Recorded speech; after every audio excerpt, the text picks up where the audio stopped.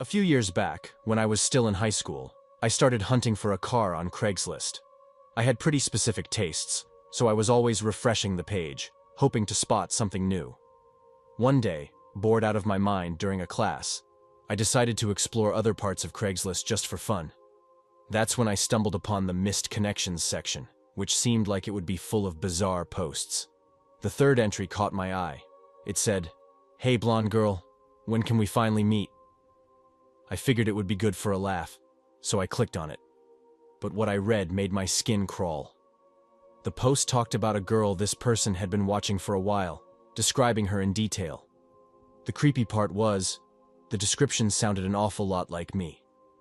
They mentioned seeing her on streets I walked down and visiting stores I'd been to, all on the exact same days. I took a screenshot and showed it to a few friends. They all agreed. It was seriously disturbing, and it seemed like I was the girl in the post. I thought it might be some kind of joke, but when I asked around, none of my friends admitted to it. In the days that followed, I couldn't shake the feeling that someone was watching me. I started paying extra attention to everything around me. One afternoon, while driving back from school, I noticed a car behind me. It tailed me the entire way home, only to pass by slowly after I pulled into my driveway. I wasn't sure if it was just a creepy coincidence or something more, but it definitely had me on edge. I thought about telling my parents, but I didn't want to worry them if it wasn't really about me. Plus, I wasn't totally convinced it was me the post was describing, even though it seemed like it. A few more days passed without anything strange happening, until one of my friends sent me a screenshot of a new post on Craigslist. This time, the person described seeing me leave school the previous Thursday, down to the exact outfit I'd been wearing. Now I was certain it was about me, but I had no idea who would do something like this. That night, as I lay in bed, trying to fall asleep, I started to drift off, when I heard a rustling noise coming from outside my window. My heart jumped, and when I looked over, I saw a man standing in the bushes, holding a camera. Panic flooded me, and I let out a scream. The camera flashed, and then he bolted away before I could get a clear look at his face. My dad burst into my room moments later, and I told him everything.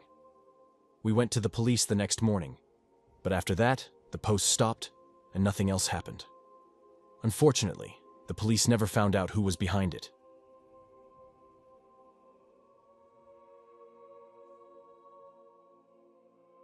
Last winter, I was trying to sell my car.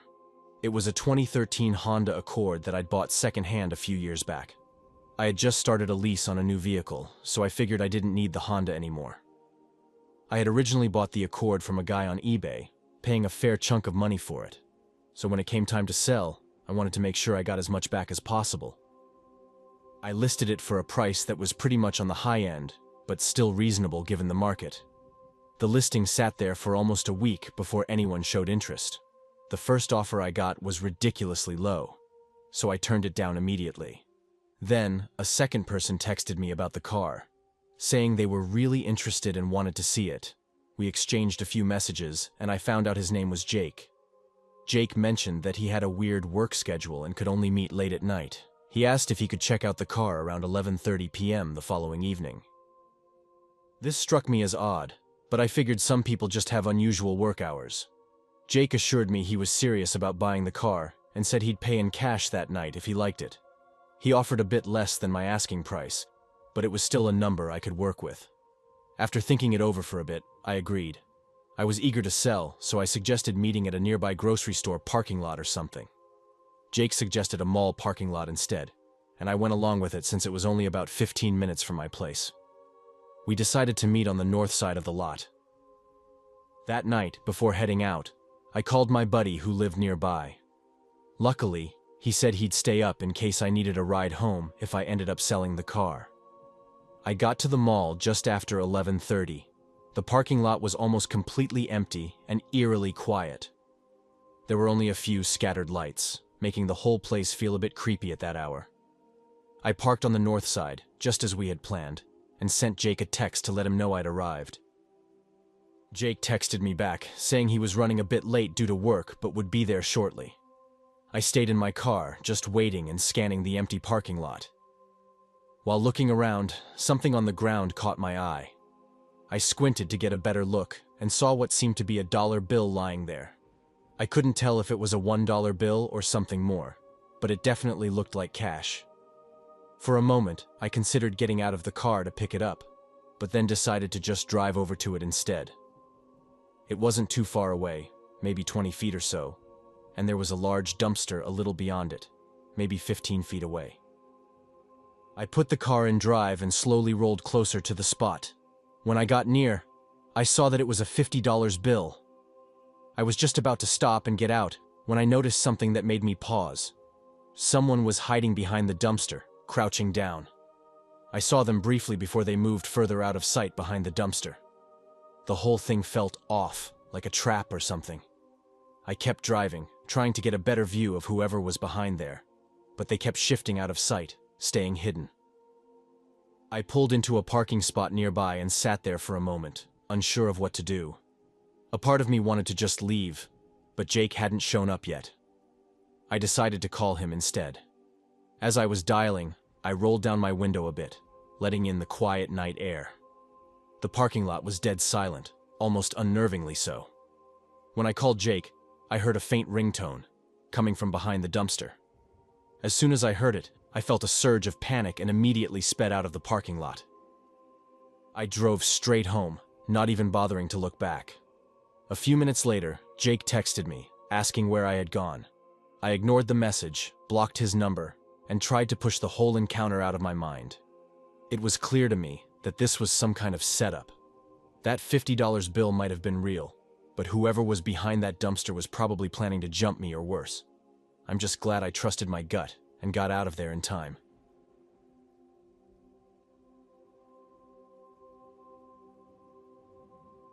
When I turned 27, my brother Sam and I left our parents' place and relocated to a different town.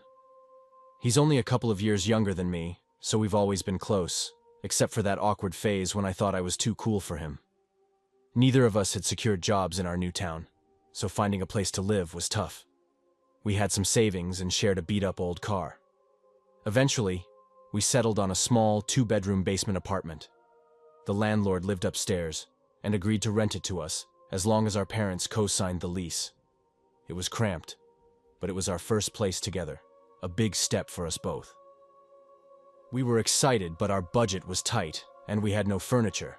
So we turned to Craigslist, hoping to furnish our place without breaking the bank. Sam had already scored some good deals, a kitchen table with chairs, a few small tables, and a dresser for his room. We were both crashing on mattresses straight on the floor. One afternoon, while scrolling through listings, I stumbled upon a couch that looked decent in the photos, and the price was a steal. The ad claimed it was barely used, which was a nice bonus. I decided to reach out to the seller. He got back to me quickly, giving me an address and suggesting a time to check out the couch. I asked if he could deliver it since our car was too small to transport a couch. He agreed, but insisted I come see it first, worried I might not like it and he'd have hauled it for nothing. I figured it wasn't worth arguing over, especially since I had nothing better to do. It was only $40, so it seemed like a low-risk deal. The next day, I drove out to the address. Sam was supposed to come with me, but he wasn't feeling up to it, so I went alone. The drive was longer than I'd expected, and the neighborhood looked run down, with old, tired houses lining the streets. A lot of them had for sale signs, and I noticed several with boarded-up windows. When I finally pulled up to the address, the house in front of me looked like it had seen better days. The paint was flaking off, and the lawn was overgrown with weeds. I noticed there wasn't any truck or van in the driveway, which struck me as odd since the guy had said he could deliver the couch. There was a garage, though, so I figured maybe the vehicle was inside. As I walked up to the front door, I saw it was slightly ajar. I knocked anyway, and after a moment, a man answered. He was a large guy, probably pushing 60, and he had this off-putting vibe about him. It wasn't exactly scary, just unsettling. Maybe he was just socially awkward, but he didn't crack a smile or say anything to put me at ease. Without a word, he gestured for me to come in, and I followed him inside. The moment I stepped into the house, I was hit by a stale, musty smell. The inside was just as neglected as the outside. Stuff was piled everywhere, making it hard to navigate. It wasn't quite like those hoarder houses you see on TV, but it was close. I couldn't imagine anyone actually living there. He led me through the maze of clutter and into the garage, where he said the couch was. When we walked in, he pointed to a dusty, old couch buried under a heap of junk. It looked nothing like the picture in the ad. The fabric was worn thin and had stains all over. I'm pretty sure it wasn't even the same color as the one in the photo. I felt a mix of disappointment and irritation at the bait and switch. Trying to be polite, I told the guy I wasn't interested.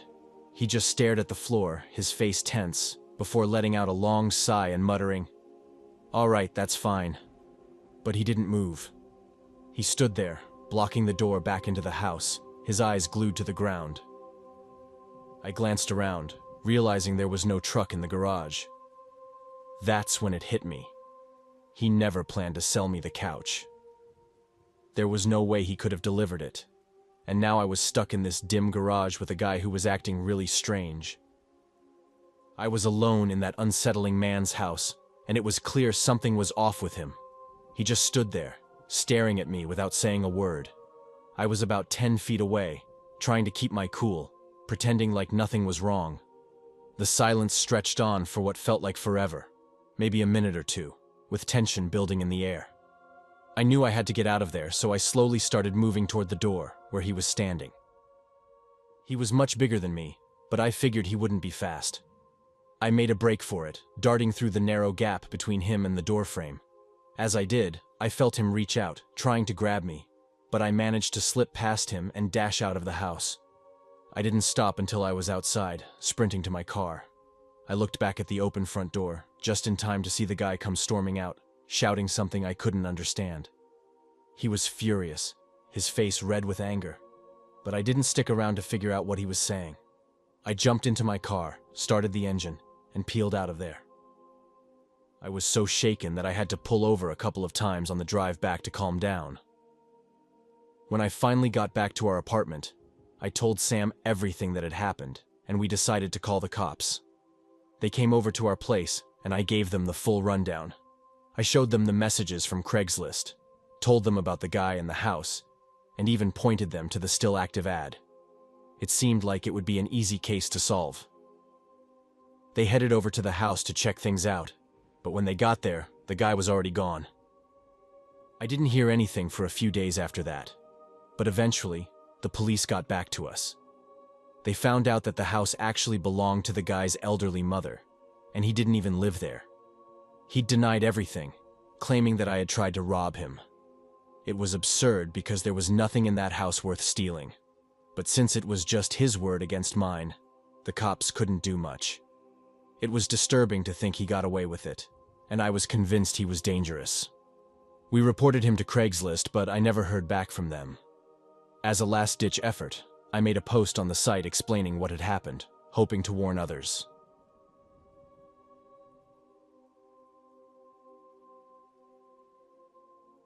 One evening, I was scrolling through Facebook Marketplace, trying to find a decent second-hand lawnmower. My old one had given up on me just the day before, and my yard was already starting to look wild, so I figured I'd see if I could score a good deal. After a bit of searching, I stumbled upon a listing for a lawnmower priced at just $25. The picture made it look like it was in decent shape, and I thought, this could last me a few seasons. The ad included a phone number, so I sent a quick text, not wanting to miss out.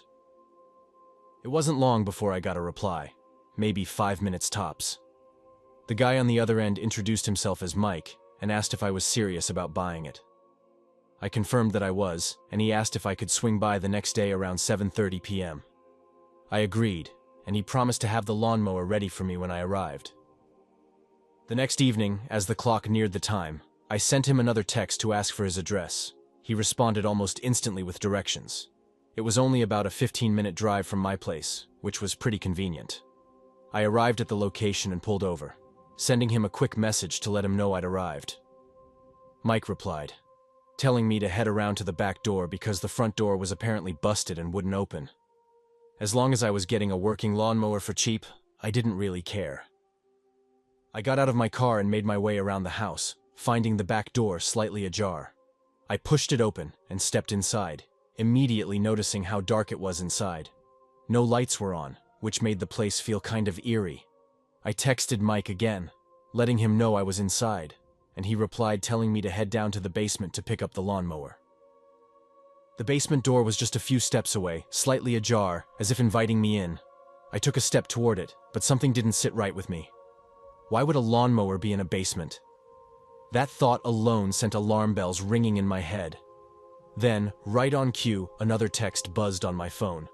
It was Mike, urging me to come downstairs. That's when it hit me. There probably wasn't a lawnmower at all.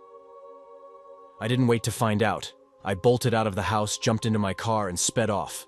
As I was driving back, my phone lit up with an incoming call. It was Mike, and he hadn't called me before.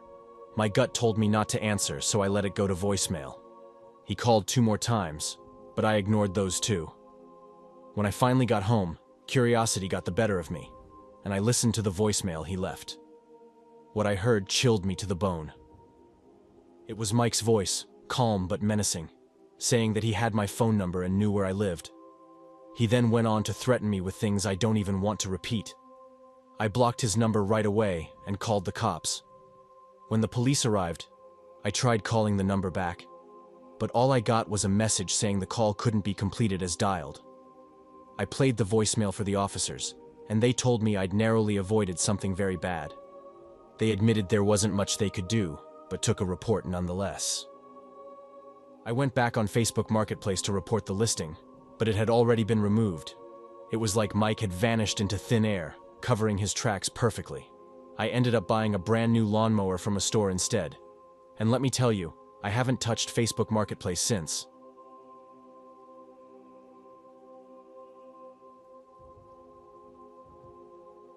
I sold my old car last summer after getting a newer one. I decided to list the old one on Facebook Marketplace, where I'd bought and sold other stuff before. Over the next week, I got a bunch of messages. Most were from people offering me way less than what I was asking, and some were obvious scams. But then a guy named Vinny reached out and said he was willing to pay the full amount I wanted. I had priced it fairly low, so I wasn't too shocked. Vinny asked to meet up to check it out and maybe take it for a spin. We agreed to meet at a gas station not far from my place. When I pulled into the gas station, I spotted a guy leaning against a rusty old van. He was the only one around, so I guessed it was Vinny. He was a short, broad man with a thick beard and a shaved head. He gave off a bit of an eerie vibe, but I tried not to make any snap judgments. I parked near the front and motioned for him to come over. I slid into the passenger seat, and Vinny got behind the wheel. As we headed down the road, I couldn't shake this uneasy feeling. Vinny was definitely an odd guy, and I wasn't sure if I could trust him. He started peppering me with questions about the car, really detailed ones, like he knew way more about cars than I did. Out of nowhere, he offered to pay me the full price right there and then. I was taken aback that he was so eager to hand over the money without trying to haggle, but I was excited too, since it meant I was going to get the price I wanted. We drove over to the local DMV and began filling out the paperwork to finalize the sale. Vinny handed me a cashier's check for the full amount, and I was relieved. I headed to the bank to deposit it, feeling pretty good about the whole deal. But when I handed the check to the teller, she gave me this weird look. She told me she needed to talk to her manager, which made my stomach drop a little. When the manager came over, they both told me the check was a fake. I was stunned. I had trusted Vinny, and he had totally played me. I tried calling and emailing him right away, but of course, he never responded. It hit me hard that I hadn't gotten any of his real information during the sale. I was furious with myself. I'd let a stranger con me out of my car and my pride. The worst part was, I felt too ashamed to even tell my girlfriend what had happened. I've always thought I was good at spotting scams, you know? I don't usually fall for the obvious ones, but this time was different. We met in person, face to face, which I'd always thought was safe. I kept hoping there was some way to track him down, but after some searching online, I found out that this scam is actually pretty common, and once you're caught in it, there's almost no way to get your stuff back. It was a harsh and expensive lesson that I won't forget anytime soon.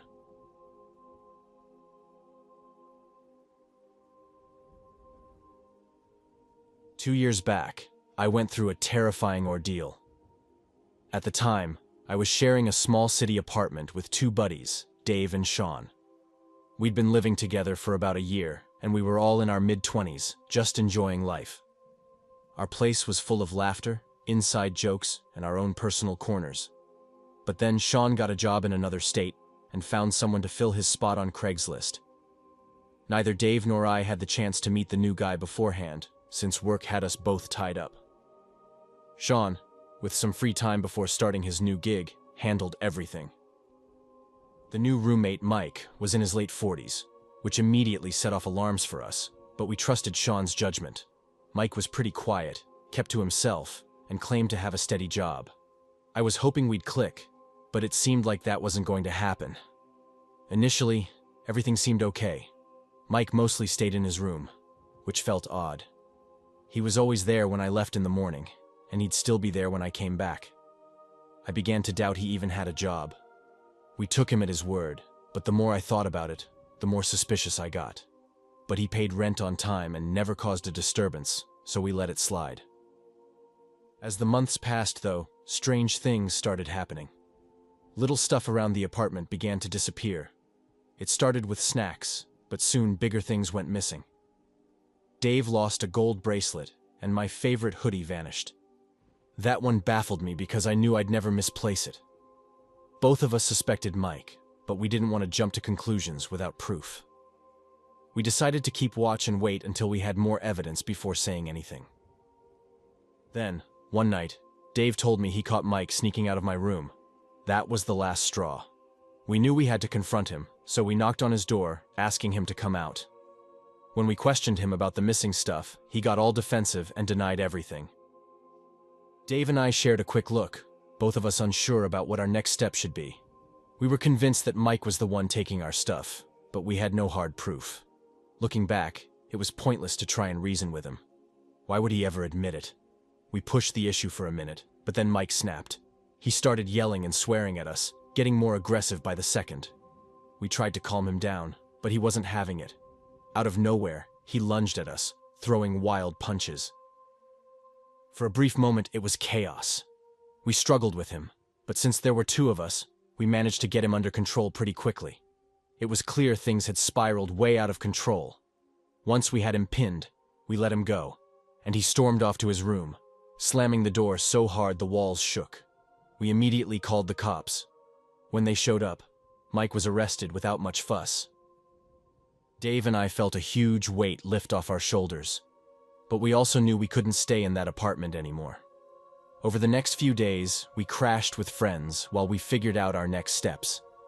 The police told us they couldn't charge Mike with anything, and he was let go. To make matters worse, we found out we couldn't even kick him out of the apartment. Evicting a roommate in this city is nearly impossible.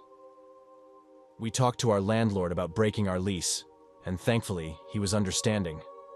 It took us a few weeks, but eventually, Dave and I found a small basement apartment on the other side of town.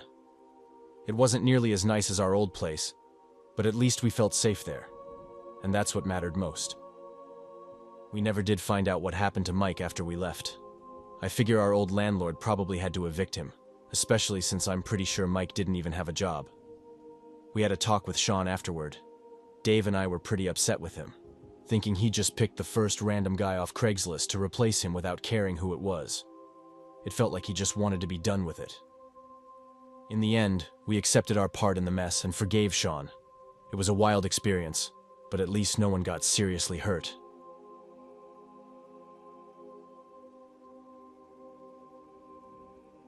I live in a bustling city, while my folks reside in a quieter town, roughly 3 hours away. My mom recently left her job and has been finding ways to stay occupied. She discovered Craigslist as a tool to clear out the clutter my brother and I left behind over the years. Occasionally, she'll send me a little cash for items she sold, things she insists belong to me. She's always been pretty generous like that. I don't expect anything, but it's a pleasant surprise when she does it. Besides selling stuff, my mom also loves to swap books on Craigslist. As a former school librarian, she's got a soft spot for old editions of classic books. For her, stumbling upon a rare find online is like a fun challenge. That's where I come into the picture. Living in the city means I'm close to some of the better deals she comes across. She'll often ask me to pick up books for her, and then I'd pass them along when we meet next. One afternoon, she called me up, excited. She mentioned that she had been in touch with someone on Craigslist who had an old copy of The Catcher in the Rye, one of her all-time favorites. She arranged to trade some books I still had from a previous deal. The meetup spot was just a few blocks from my apartment, so I agreed to swing by and grab the book, holding on to it until her next visit. I stepped out of my apartment and strolled to the corner where we had agreed to meet. As I got close, I noticed a guy around my age standing there, clutching a small book. That must be him, I figured. He looked like he was in his mid-20s, maybe a bit younger. He was tall, skinny, and had long hair that gave off a rocker vibe. Not exactly what I pictured for someone into old books, but who am I to judge? I approached him and introduced myself. We shook hands, and he introduced himself as Tyler. We made the trade without any fuss. After we made the exchange, we went our separate ways. I didn't give it another thought and headed back to my place. When I got home, I tossed the book onto my desk and didn't touch it for a few days. When the weekend finally rolled around, I figured I'd take a look at it. I'd never read it before, but I remembered seeing the old movie adaptation, so I thought, why not give it a try? I picked it up, flipping through the pages casually, when something slid out and hit the floor. It was an old photo, the kind that develops instantly. I'd only seen them in retro movies, never actually held one myself. The picture had landed face down, so I bent down to pick it up. The moment I turned it over, my stomach twisted. It was blurry, but it looked like a snapshot of a corpse. A man was sprawled on the floor, maybe in a hotel room, and he was drenched in blood. At first, I thought it had to be a sick joke, like maybe Tyler was some kind of filmmaker working on a horror flick. That's what I convinced myself to believe. I stood there, staring at the photo, thinking about it for a couple of minutes. Finally, I decided I couldn't just ignore it. It's better to report it and find out it's a prank than to do nothing and later realize it was real. So, I dialed 911 and told the operator everything. The person on the other end seemed to take me seriously and said they'd send an officer over. Not long after, I was sitting in a police station, filing a report. They even got my mom on the line, hoping she could help track down Tyler. But she said they'd only communicated through email, and now he wasn't responding. The officers couldn't immediately tell if the photo was real or not, but they assured me they'd look into it. It's been a little over 2 months now, and I still haven't heard back from them. The whole situation has been hanging over my head. I can't shake the feeling of unease. Was I face to face with a killer that day? If so, why would he include that photo? Was it some twisted mistake, or was he playing a messed up game, daring me to discover his secret?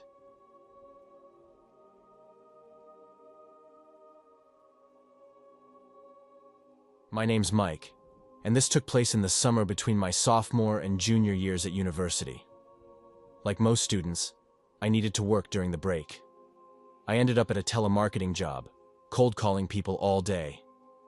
To say I hated it would be an understatement. The harsh fluorescent lights seemed to suck the life out of me with each passing hour spent in that tiny cubicle.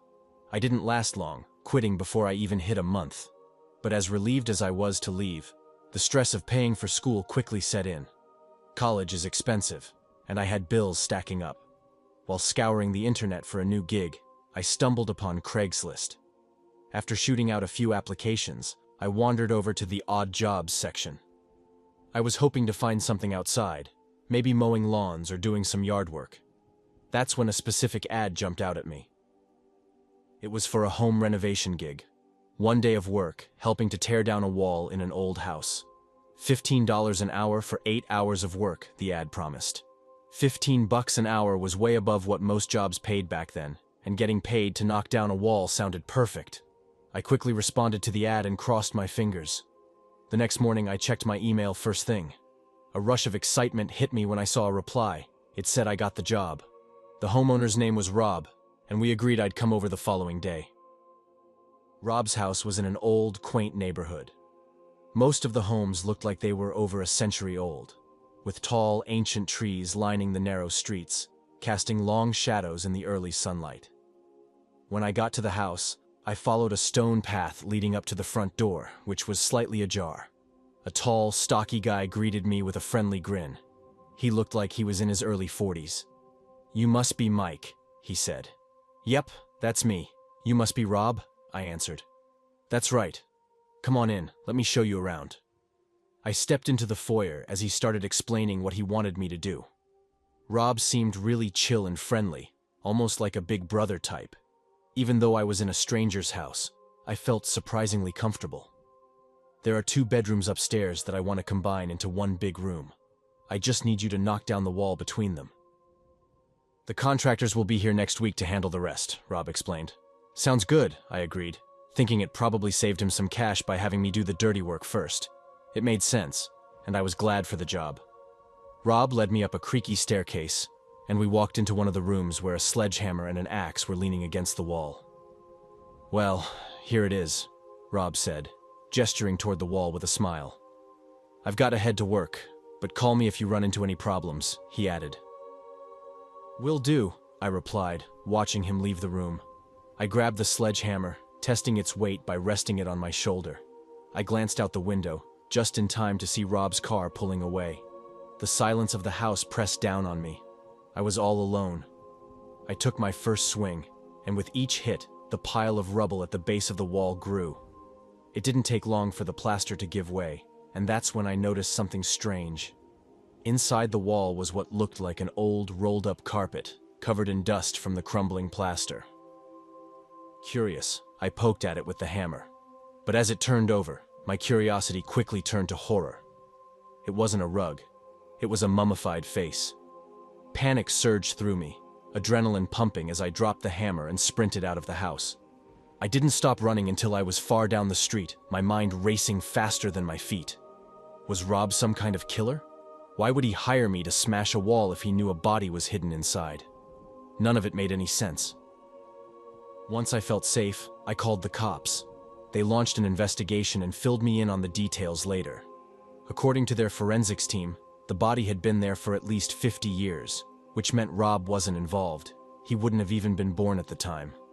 Over the next few months, the story made headlines as the police dug deeper. It turned out that the house had once belonged to a notorious serial killer who terrorized this town back in the 1970s. The guy had died in prison long before I ever set foot in that place. I never talked to Rob again after that day, but I can't imagine how unsettling it must have been for him, knowing he'd been living in that house for so long with a body hidden in the walls. It's eerie to think about. If there's one silver lining, though, it's that the victim's family finally got some closure after all those years.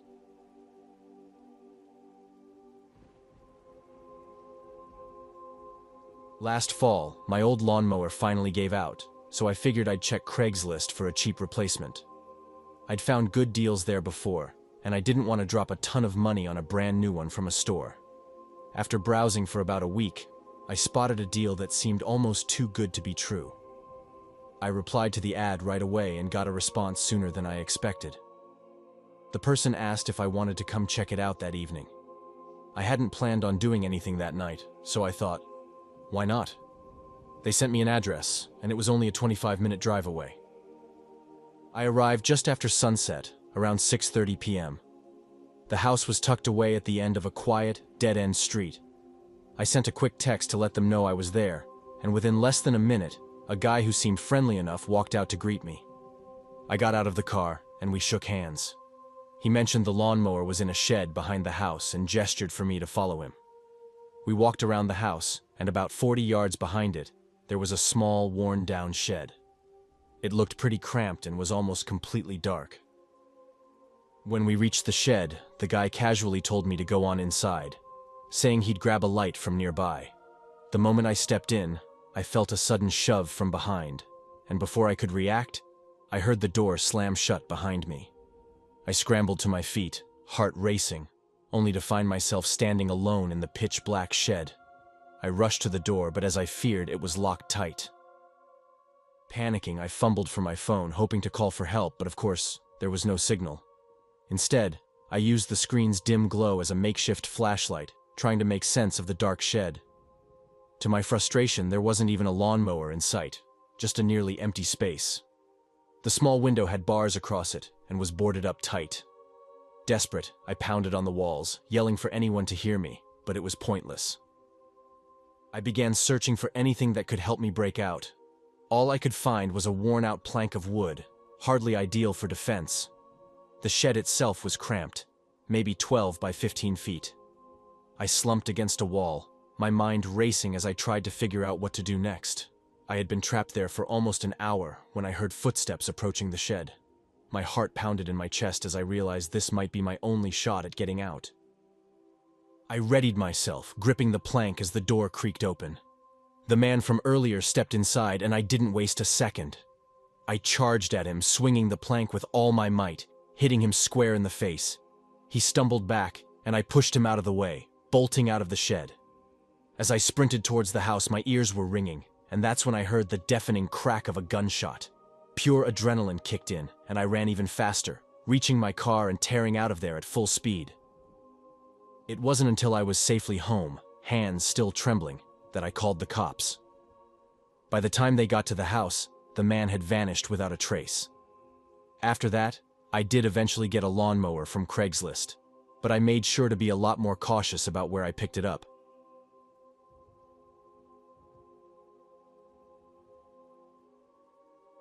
Last spring, I fractured my ankle, which left me unable to do much of anything. I live alone in a small cottage, and at first, my family and friends were great about helping out while I was stuck on crutches. But after a while, I realized that the yard work was going to pile up, and I didn't want to keep asking for help. Everyone in my neighborhood is obsessed with their lawns, and everything looks picture perfect all the time. I've got a modest setup, just some flowers by the front door, and a yard that I mow regularly. So, I went on Craigslist to find someone to handle my lawn for a bit. It was only going to be a few weeks before I could manage on my own again, so I didn't want to hire a professional service since that would cost a fortune. I came across an ad that said, "Young guy just finished high school, looking to make some cash doing odd jobs this summer." He even mentioned yard work specifically, so I figured he'd be a good fit. I reached out to the guy, who said his name was Danny. He replied quickly, saying he was happy to have something to do for the next few weeks. We arranged for him to come by once a week. The tasks were pretty simple: mow the lawn, water the flowers, trim any weeds, and pick up sticks in the yard. Shouldn't take more than an hour or so each time. The following week, Danny showed up, and I hobbled outside to meet him. But right off the bat, something felt off. Danny did not look like he had just graduated high school. For one, he had a thick beard, and while some teenagers can grow beards, this guy looked closer to 28 or 29, not 18 or 19. I pointed out that I thought he said he just finished school. He hesitated, looking confused, then mumbled that he just looked older than his age. He admitted he hadn't graduated recently, but forgot to update his ad for a while. More like a decade, I thought to myself. Still, he seemed capable enough, and he was already there. So I explained what needed to be done, and he got started. I went back inside to catch up on some work. I was splitting my time between working from home and going into the office back then. Every so often, I'd peek out the window to see what Danny was up to. That first day went smoothly enough. He finished everything in about an hour, I paid him, and he went on his way.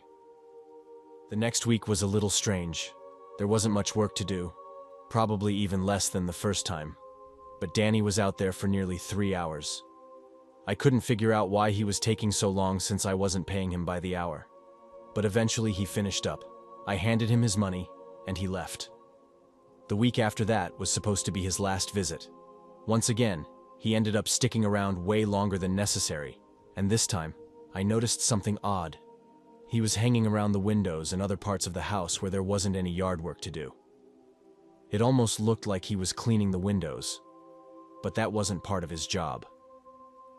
I tried to stay out of sight while watching him, but I couldn't make sense of what he was up to. Eventually, he wrapped things up, I paid him one last time, and that was the end of it. I was relieved to be done with Danny. He was definitely off in some way, and I wasn't comfortable with how he'd been acting. That night, around midnight, I was still awake, scrolling on my phone in bed. I'm a bit of a night owl and often stay up late.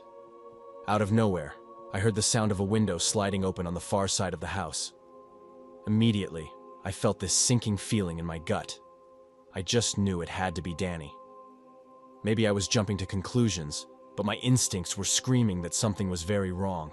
I had no idea what he wanted, but when I heard footsteps inside the house, I knew I had to act fast.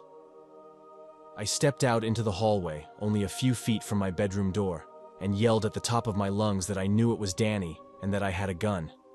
Of course, I didn't actually own a gun, but I needed to scare him off. To my surprise, it worked. I heard the footsteps retreating quickly, followed by the sound of someone fumbling at the window. I walked cautiously into the living room and found the window wide open.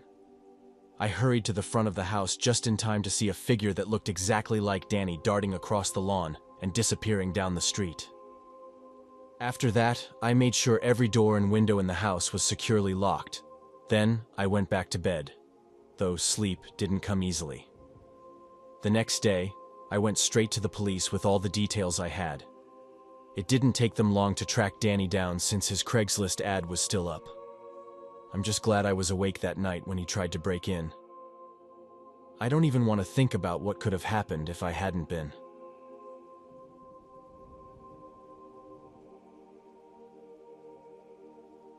A few years back, I had this beat-up car that had long given up on life. It was an old Honda Civic from the late 90s, and it had been my trusty ride for years. But after a nasty accident, it was no longer roadworthy.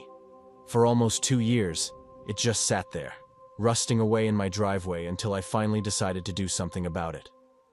Instead of dealing with the headache of trying to sell it for parts, I threw up an ad on Craigslist, offering it up for free to anyone who wanted it. There was a scrapyard a few towns over, but they wanted $200 to haul it away, so I figured I'd see if someone would take it off my hands for free. As soon as the ad went up, my phone lit up with messages. But surprisingly, giving away a free car wasn't as easy as I expected. Everyone who reached out eventually bailed for one reason or another. I even gave my address to a few people, telling them it was first come, first served. But the car just kept sitting there, untouched, week after week. I live alone in a quiet neighborhood on the outskirts of a small town. My house is a modest, single-story place with a decent-sized yard.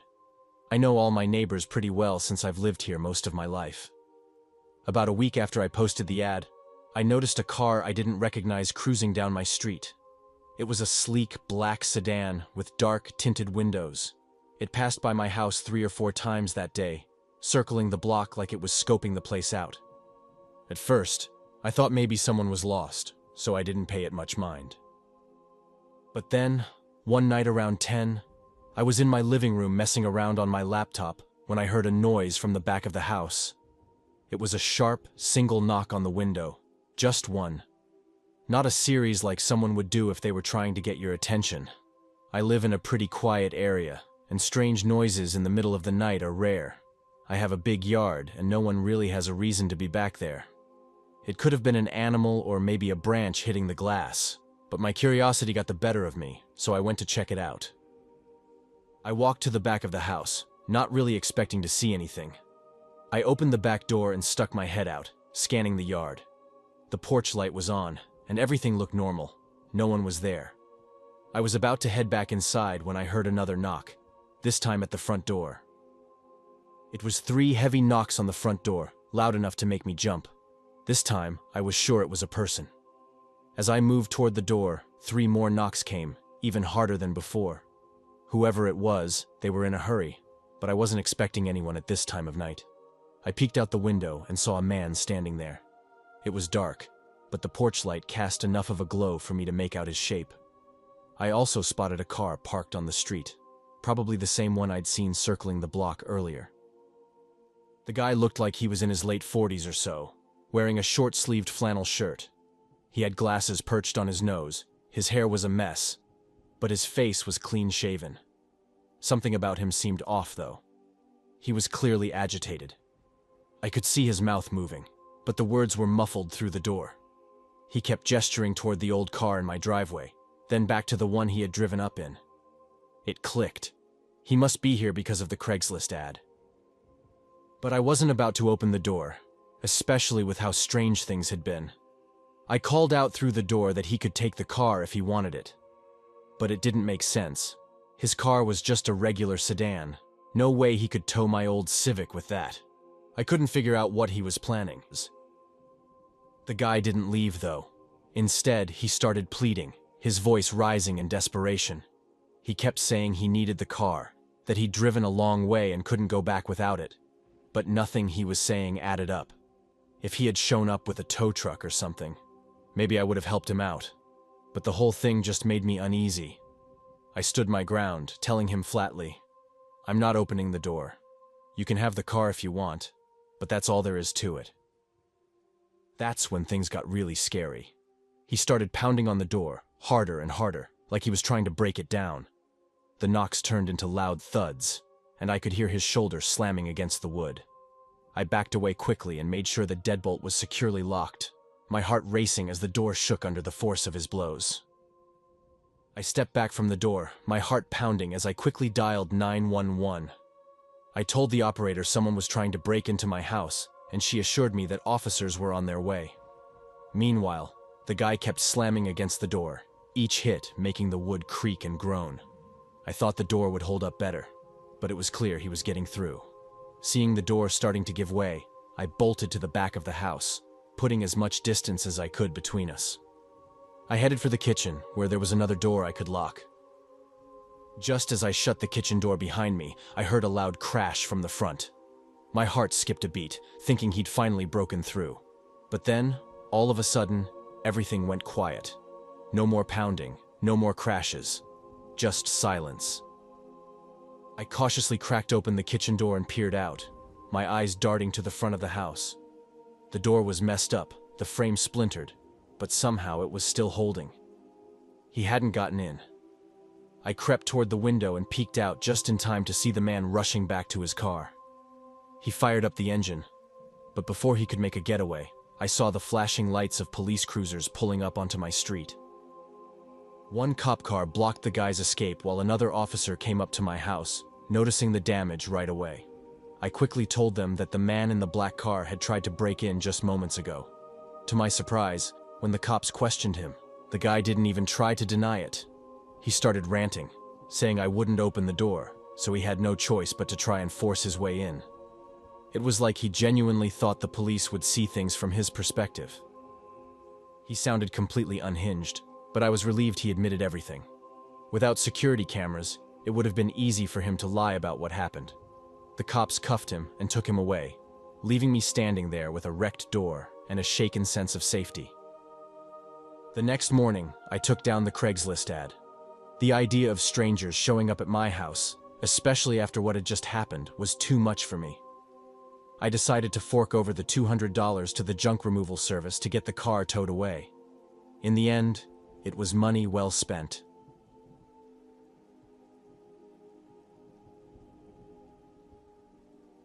I finished college in 2018, and shortly after that, I packed my bags and headed to Detroit.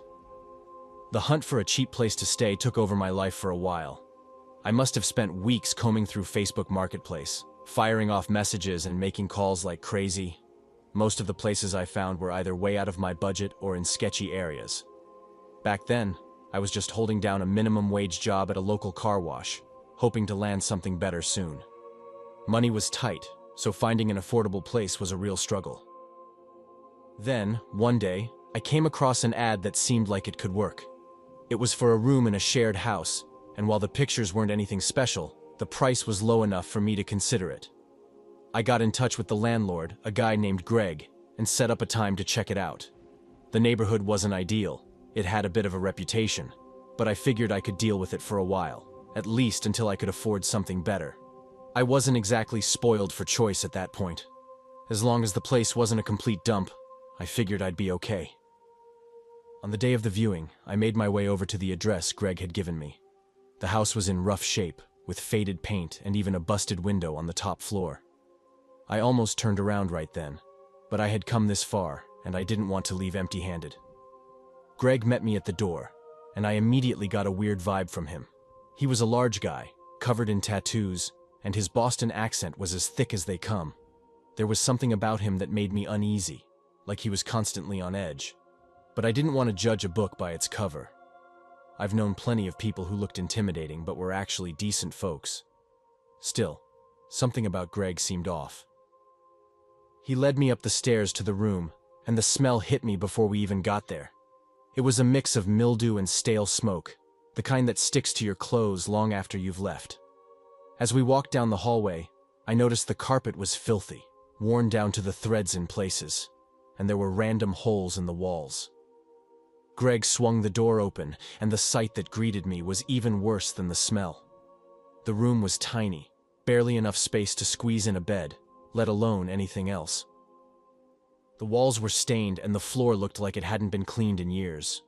The window was cracked, letting in a draft, and the windowsill was covered in dust so thick you could write your name in it. I tried to hide my reaction, but Greg saw right through me. "It's not much, but hey, it beats sleeping in your car, right?" Greg said, letting out a short, awkward laugh.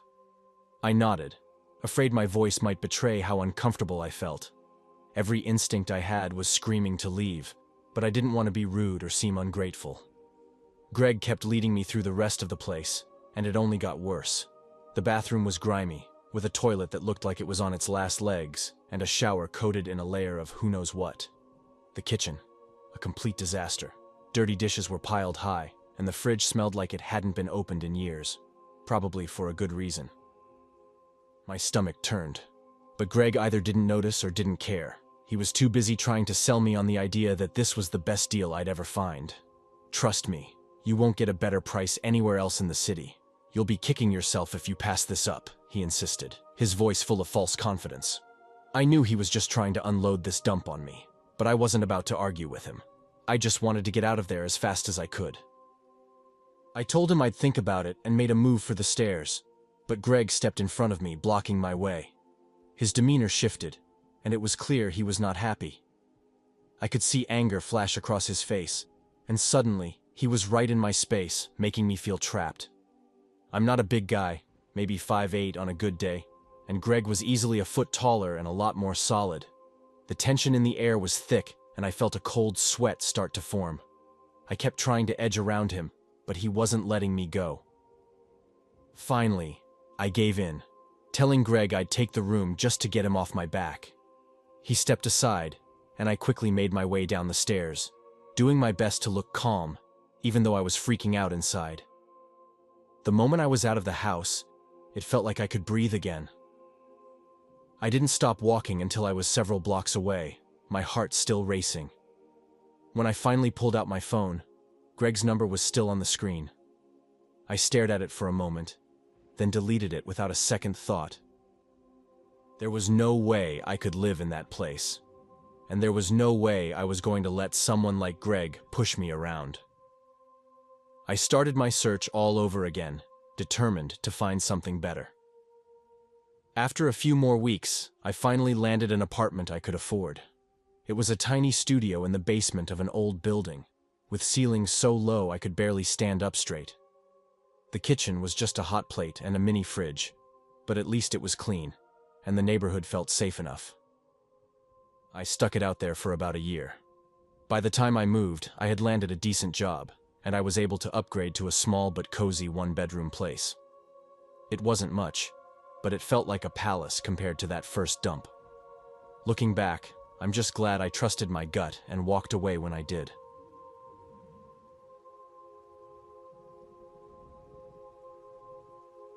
My name is Sam, and this happened to me around 2 years back. I had an expensive DSLR camera that I didn't really use anymore. Photography used to be a big hobby of mine, but life got busy, and I just didn't have time for it. The camera was still in great shape, so I thought I'd sell it.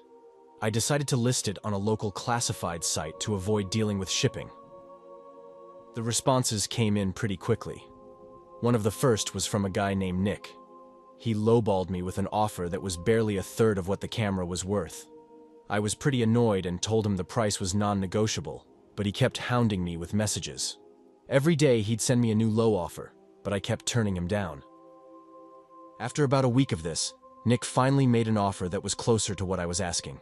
I agreed to meet up with him to finalize the sale.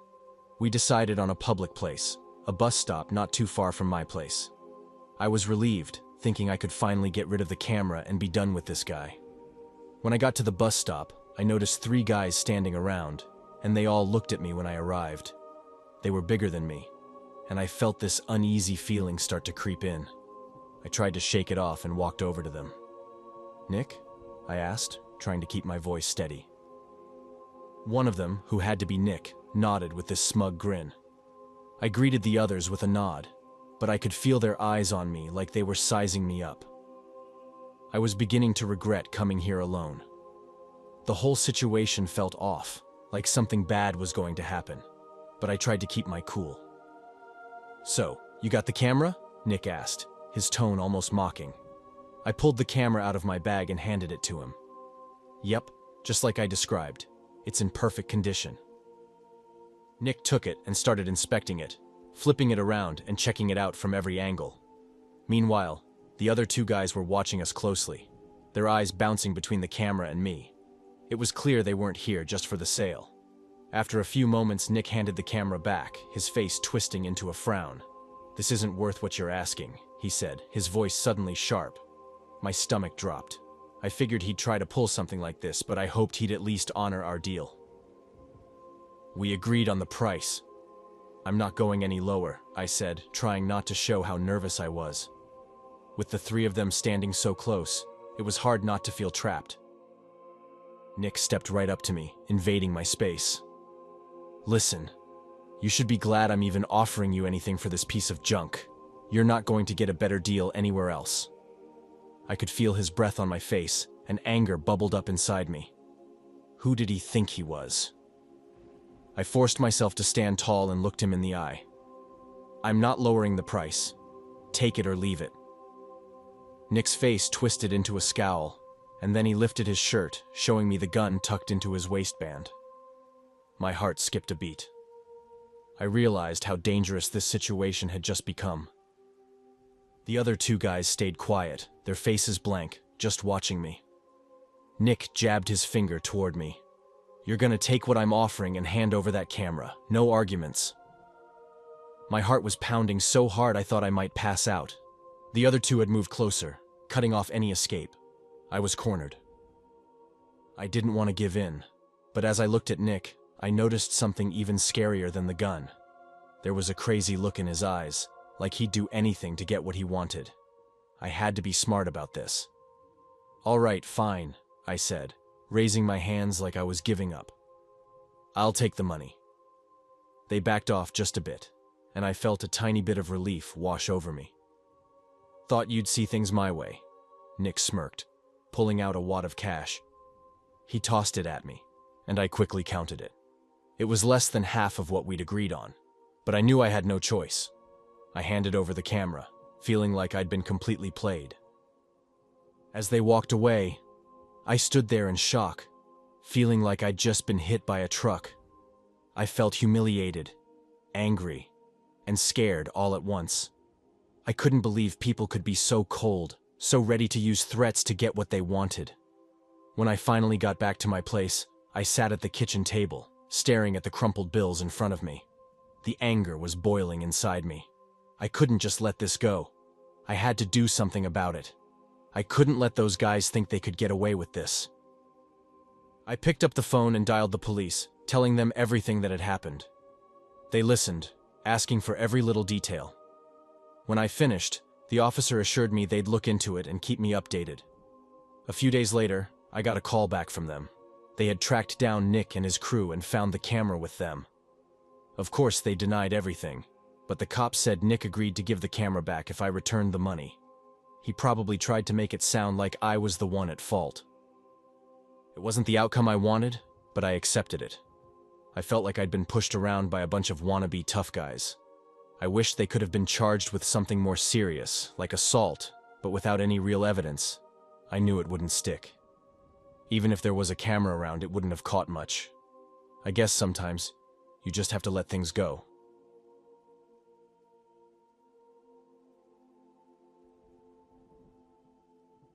This happened just before the end of last spring. I owned a motorcycle that I'd hardly used. It was only about 4 months old at that point, still practically brand new. Unfortunately, I had some unexpected bills piling up, so I made the tough call to sell it. I listed it on Craigslist at a really reasonable price, hoping to find a buyer quickly. Almost immediately, I started getting a ton of responses, and within 24 hours, a potential buyer named Cody reached out. He seemed all right from our email exchange and agreed to come by to check out the bike. Cody showed up on time and we took the bike for a quick spin around the neighborhood. He seemed pleased and handed me the cash without any fuss. I thought that was the end of it. I was a bit bummed to let the bike go, especially for less than I had paid for it, but I needed the money. A few days later, Cody called me, saying the bike was giving him trouble. He claimed it was making strange sounds and that the brakes weren't working properly. I was taken aback because the bike had been running perfectly when I sold it. It had been in pristine condition, so if there were any issues now, they must have cropped up after the sale. Cody began calling me every day, demanding a refund. He even threatened to post bad reviews about me online and hinted at taking legal action. Even though I knew I hadn't done anything wrong, I started to get nervous. I eventually agreed to meet up with him to take another look at the bike. However, I had already spent the money, so I wasn't sure what I could do about it. We arranged to meet at a local park where people often go to ride their bikes. When I arrived, Cody was already there, waiting for me. He looked pissed, and it was clear he was still angry. We walked over to where the bike was parked, and I asked him to show me what the issue was. As soon as I laid eyes on it, I could tell the bike had been through some rough use. It was covered in dirt, and the frame looked like it had taken a beating. I knew I hadn't done any of that, so I was pretty certain Cody had crashed it, and was now trying to pin the blame on me. Still, I decided to humor him, and asked him to show me what was wrong. Cody hopped on the bike, and started the engine. The engine did sound a bit strange, I'll admit. Cody rode it around the block, then came back grumbling about the brakes. When I checked them myself, they were indeed acting up. I told Cody straight up that he must have done something to it. He snapped back, accusing me of being dishonest, and demanded his money back. I refused again, and things quickly got heated. Before I knew it, Cody was shoving me hard. I stumbled back, hitting the ground. He started walking toward me as I raised my arms, trying to protect myself. But then, out of nowhere, he stopped and stepped back. I turned my head and noticed a small group of guys walking toward us. I didn't recognize them, but it seemed like their presence made Cody rethink his actions. I scrambled to my feet and rushed to my car. Cody was still by his truck, but he didn't even glance at me. I was genuinely freaked out, so I got in my car and sped off without looking back. I thought that would be the end of it, but it wasn't. Cody kept calling, still begging for his money back. There was no way I was going to meet with him again after what happened last time. I started ignoring his calls, but they didn't stop. Finally, I decided to pick up, and I told him straight up that if he didn't back off, I'd press charges for assault. I was mostly bluffing since I had no idea who those guys were and how I'd get in touch with them as witnesses. Without them, it would be my word against his. Luckily, the threat seemed to do the trick. Cody must have been scared enough because he stopped contacting me. I stayed on edge for a while though because he knew where I lived. Cody seemed unhinged, and I wouldn't have been shocked if he showed up at my place. But thankfully, that never happened. However, I did notice that Cody had gone online, posting negative reviews and spreading lies about me. I even stumbled across a Craigslist ad where he was basically calling me a scam artist. But honestly, I didn't care at that point. I had no plans to deal with Craigslist again after that mess.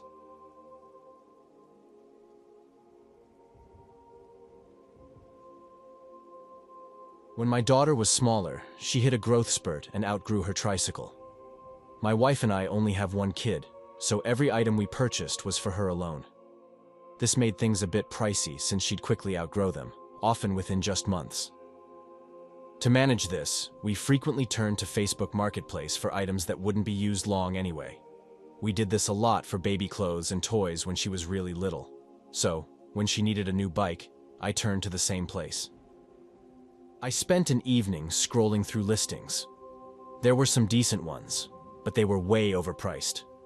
Some sellers think they can get nearly new prices for used items, which I think is absurd.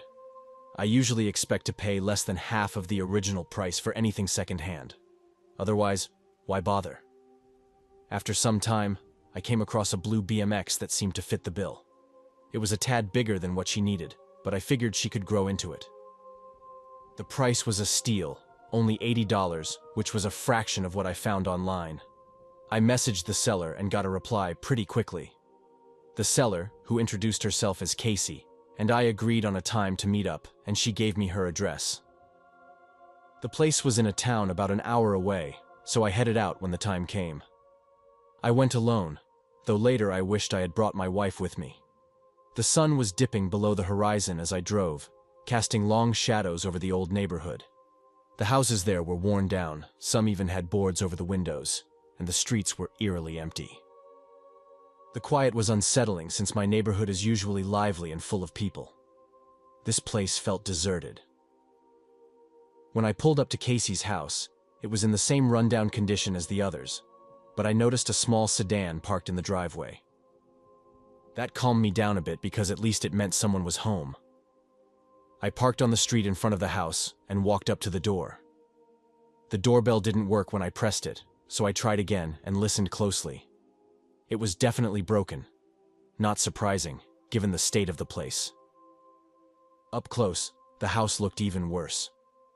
I was just about to head back to my car when the door suddenly creaked open. An older guy, maybe in his late 60s, stepped out with a smile that seemed friendly enough. He introduced himself as Casey's uncle. He was tall, but didn't give off a threatening vibe. He leaned on a cane, probably because of some injury or old age. He mentioned that the bike was in the shed out back and asked me to follow him. I know it sounds dumb now, but he seemed so genuine that I didn't think twice about it. I followed him around the side of the house, where he was waiting for me in the backyard. We walked together toward a small, weather-beaten shed at the edge of the property, enclosed by a high wooden fence.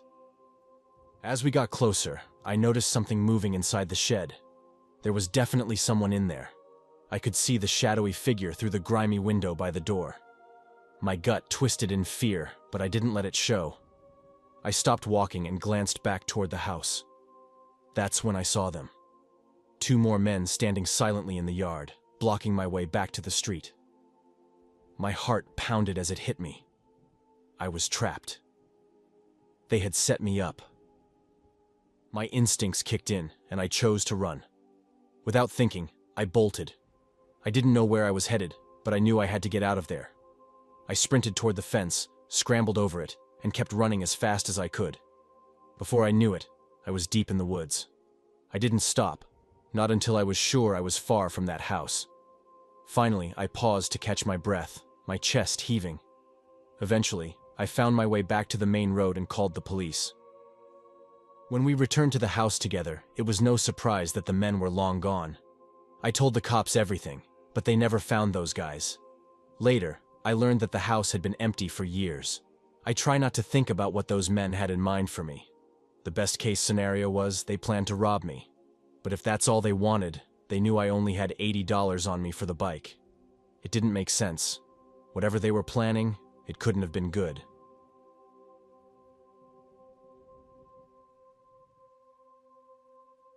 Music has always been my thing, ever since I was a kid. Back in high school, it seemed like every friend I had played some sort of instrument. My choice was the guitar, and man, did I love it. My buddies and I would hang out and make some pretty awful sounds together. We weren't any good, but that didn't matter. It was what we did, and I wouldn't trade those times for anything. But as the years passed, I ended up doing what most people do. Got a real job working at some finance company. I still strummed my guitar at home once in a while, but I lost touch with most of the guys I used to jam with. That's when I started browsing through Craigslist. The site was full of ads from bands needing players or people wanting to start something new. After scrolling through a bunch of them, one ad grabbed my attention. Looking for a lead guitarist for a rock cover band. It sounded perfect, just what I needed. A chance to jam without any serious commitments. Just something to do on the weekends. I shot off a quick email reply and almost instantly got a response from a dude named Mike. He sent over a list of tracks they were working on, and I knew most of them.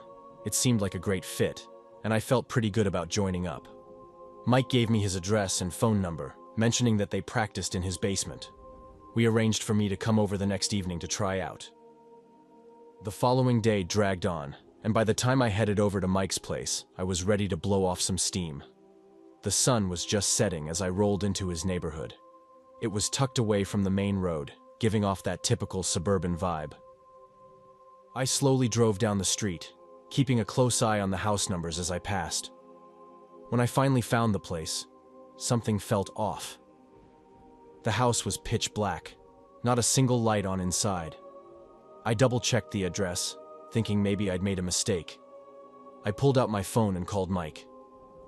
"Hey, I think I'm here, but are you around?" I asked. "Yeah, just come through the garage," he replied casually. I glanced over and saw the garage door was cracked open just a bit at the bottom. It seemed a little odd, but I figured, why not? "All right, heading in," I said. With my guitar slung over my shoulder, I walked up the driveway. That's when I noticed something weird.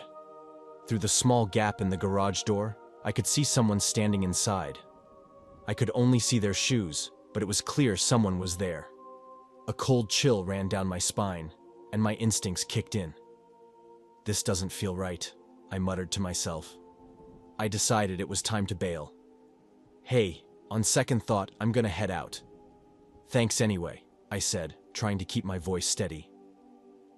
Before I could even turn to leave, the garage door shot up, revealing an older guy with a furious expression staring right at me. Panic hit me like a ton of bricks. I spun around and sprinted toward my car, my hands shaking as I fumbled for the keys. I could hear him coming after me, his footsteps pounding against the pavement. Somehow, I managed to get the door unlocked and threw myself inside, slamming the lockdown just in time. My heart was racing as I jammed the key into the ignition and floored it out of there. The next day, I went to the police to report what had happened. They told me the house had been empty for nearly a year, and the owner had been overseas that whole time. I couldn't shake the questions swirling in my mind. Who the hell was that guy? What did he want? And what would have happened if I hadn't gotten out of there? Craigslist might be a good way to connect with people, but after that night, I realized you've got to trust your gut. If something feels off, don't stick around to find out why. Just get out while you still can. There are some people out there you really don't want to meet.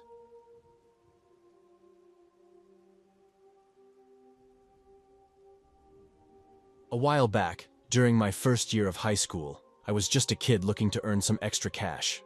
I had been babysitting for a bit, but wanted something different, so I hopped on Craigslist to see what I could find. A cleaning gig caught my eye. It seemed easy enough, and the best part was, they didn't care that I was only 15.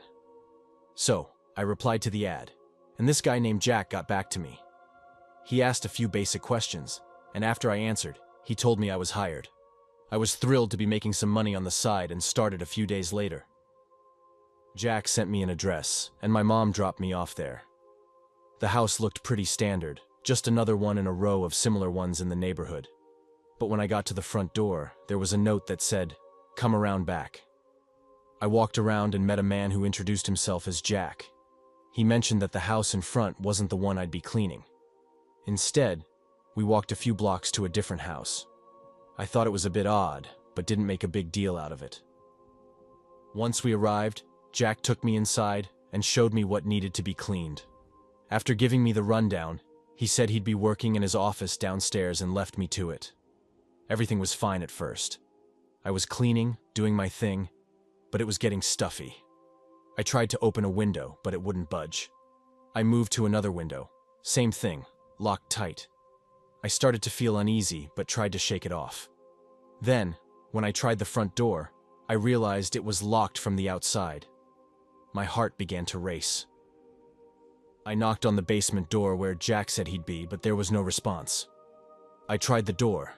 It was locked too. Panic started to set in. Why were all the exits sealed off? I didn't care about the job anymore. I just wanted to get out. I circled the house, trying every door and window. The back door was locked as well. Frantically, I glanced at one of the bigger windows, and that's when I saw something. As I inched closer, I realized there was a small camera aimed right at me. My heart skipped a beat. Suddenly, the basement door creaked open, and I heard Jack calling my name. He sounded off, asking what I was up to. I couldn't find a place to hide, so I decided to act like I wasn't spooked. I walked back toward him, casually saying I was just cleaning like he'd asked. But his voice was shaky, and he accused me of lying. He started moving closer, his eyes locked on mine, and then he said I needed to follow him. The moment he said that, I bolted past him, heading straight for the basement. I slammed the door behind me and locked it. As I sprinted downstairs, I saw 2 computer monitors on a desk, showing live feeds from cameras in every room of the house, including the bathroom. My stomach churned. Then I heard the basement door's lock click as Jack tried to get in. I dashed into a small bathroom in the basement, locking that door behind me and quickly dialing 911. I could hear Jack's heavy footsteps descending the stairs, getting closer. Soon, he was banging on the bathroom door, yelling for me to come out. I was terrified, knowing he could probably break the door down if he really wanted to.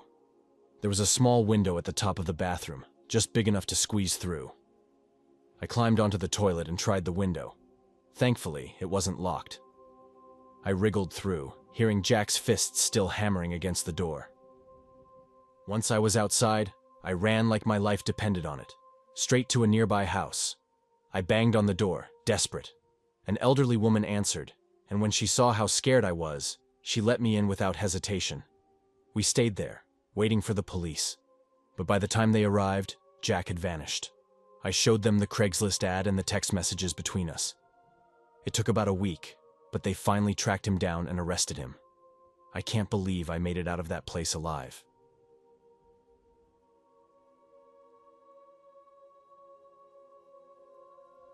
I had never used Craigslist before, and after what happened, I never will again. This was around 6 years ago.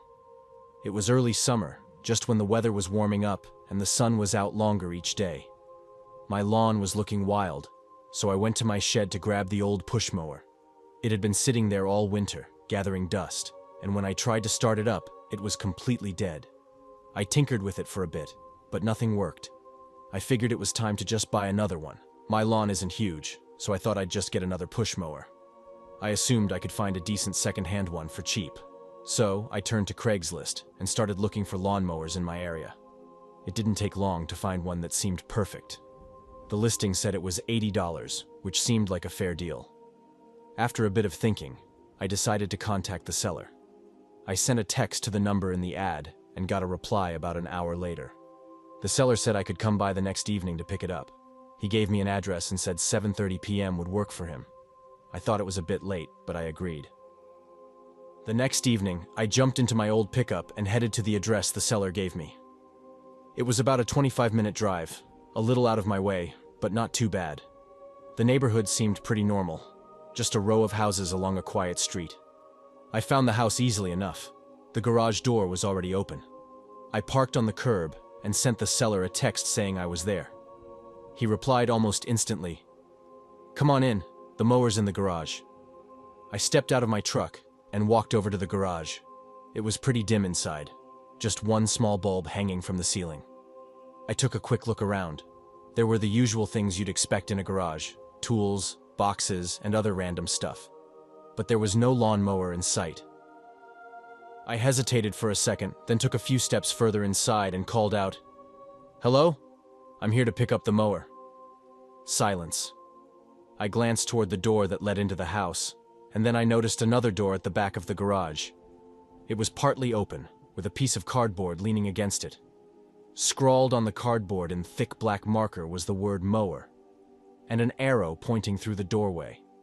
Something about it felt off, but I ignored the uneasy feeling in my gut and headed towards the door. The whole setup felt off, but I kept going anyway. When I reached the doorway, it was even darker inside than I expected. I could just barely make out a door to the right and a set of stairs leading down into what looked like a basement. The arrow pointed down the stairs, so I figured the guy must have stored the mower down there for some reason. I hesitated for a second, but then started descending the stairs. As I reached the bottom, I realized the basement was unfinished, with exposed concrete walls and a cold, damp feeling. The lighting was terrible, just a single bulb flickering weakly in the corner. I scanned the room, but there was no sign of a lawnmower anywhere. That's when I heard a noise from upstairs. The door leading to the basement was closing, not slammed shut, but gently, like someone didn't want to be heard. I spun around and looked up, but I didn't see anyone. My gut screamed at me to get out of there. I hurried back up the stairs, my heart racing. As I reached the top, I heard another door open, followed by footsteps descending the stairs. Someone had gone through the other door from the garage. I tried the basement door, but it was locked from the outside. Panic set in. I ran to the other door leading into the house, which was slightly ajar. I pushed it open and found myself in a narrow hallway. It led to what looked like a living room, with a sliding glass door opening to a backyard patio. I could hear footsteps getting closer, coming from around a corner.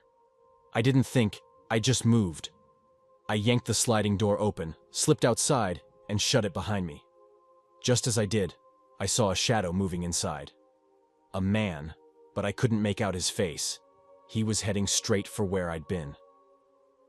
Without looking back, I sprinted across the backyard, around the side of the house, and back to my truck. I jumped in, started the engine, and sped off. My hands were shaking as I drove, my mind racing with what had just happened. I didn't stop until I was home, where I immediately blocked the seller's number.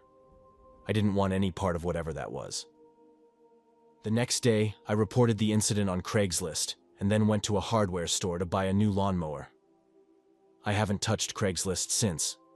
Maybe things are different now, but I doubt I'll ever find out. That experience still haunts me, and I hope nothing like it ever happens again.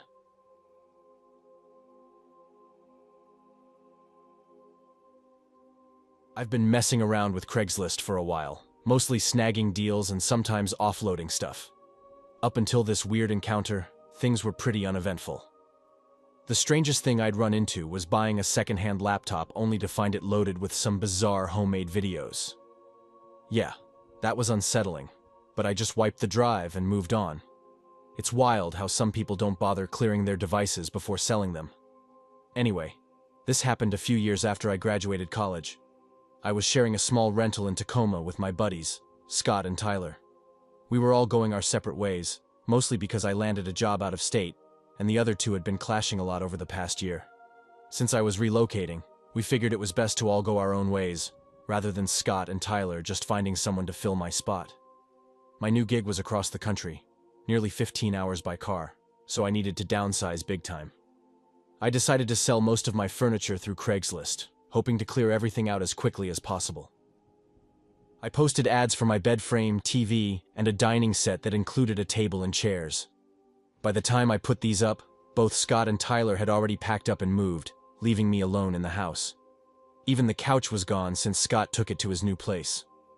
A few days after listing, I got a message from a guy named Mike, who was interested in the dining set. He asked for some more pictures, which I sent over without a second thought. We chatted briefly over the phone too, which made me feel a bit better about letting a stranger come over. Once we finalized the details, I gave him my address. The morning Mike was supposed to show up, I spent some time tidying up the house, making sure everything looked good. Right on schedule, there was a knock at the door. I headed over to answer it, and standing there was a guy who looked about my age. He introduced himself as Mike. I let him in without hesitation, but as soon as he stepped inside, another guy appeared out of nowhere, standing just outside. I almost slammed the door shut, but stopped myself just in time. "That's my brother," Mike said quickly. "He's here to help move the table." Immediately, my instincts kicked in. For one, the table wasn't that heavy, and neither were the chairs. One person could handle it no problem. And secondly, this so-called brother didn't look anything like Mike. He was older, probably by a decade, and much bigger, like 6'4", and easily over 300 pounds. The second guy was bald, and had on a white tank top. It wasn't a dead giveaway, but the whole thing felt off.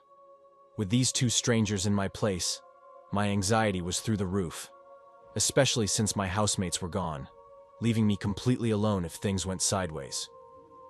Trying to shake off my unease, I led them to the table. They circled around it for what felt like forever, which was weird considering it was just a plain table. Finally, they exchanged a few murmurs and nodded. "So, are we good?" I asked, my voice barely steady. They turned to look at me, but neither said a word. I was pinned between the wall and the table, feeling trapped. Mike's so-called brother suddenly lunged forward and grabbed me. I tried to pull away, but he was ridiculously strong, holding both my arms down with just one of his. I was no match for him. He shoved me into the corner, his grip like iron. Fighting back seemed pointless. I didn't want to make things worse. As I was pinned there, I could hear Mike rummaging through the house. My TV was still in the living room, and my old laptop was lying on the bedroom floor. I silently prayed they wouldn't take it. It had some important stuff on it. I couldn't see much, but I heard Mike making several trips to the front door, carrying out whatever he grabbed. After what felt like an eternity, they let me go and headed for the door. The table and chairs were left behind, untouched.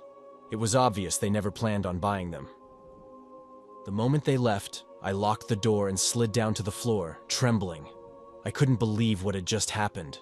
I was supposed to be moving for a fresh start, and instead, I'd been robbed in my own home. I didn't even think about chasing them or getting their license plate. I just wanted them gone. When I finally checked the house, I saw they took my TV, my gaming console, and a few $100 in cash. Thankfully, they left my laptop. It was pretty old and beat up, so I guess they figured it wasn't worth anything. I called the cops, who showed up and took a look at our Craigslist messages. I tried to describe the two guys, but I could tell the officers weren't too hopeful. I didn't know their real names, and for all I knew, the info on Craigslist could have been fake. I still needed to sell the rest of my stuff before the move, but after that, I was a lot more careful. I made sure to have a friend with me every time. That whole ordeal left me paranoid and jumpy, but I had to get rid of everything before I left. Finally, the day came for me to move. As I drove away from that house for the last time, I felt a huge wave of relief wash over me. I was so ready to leave all that behind and start fresh. I'd lived in that house for almost 5 years and had a lot of good memories, but now all I could think about was that one terrible experience.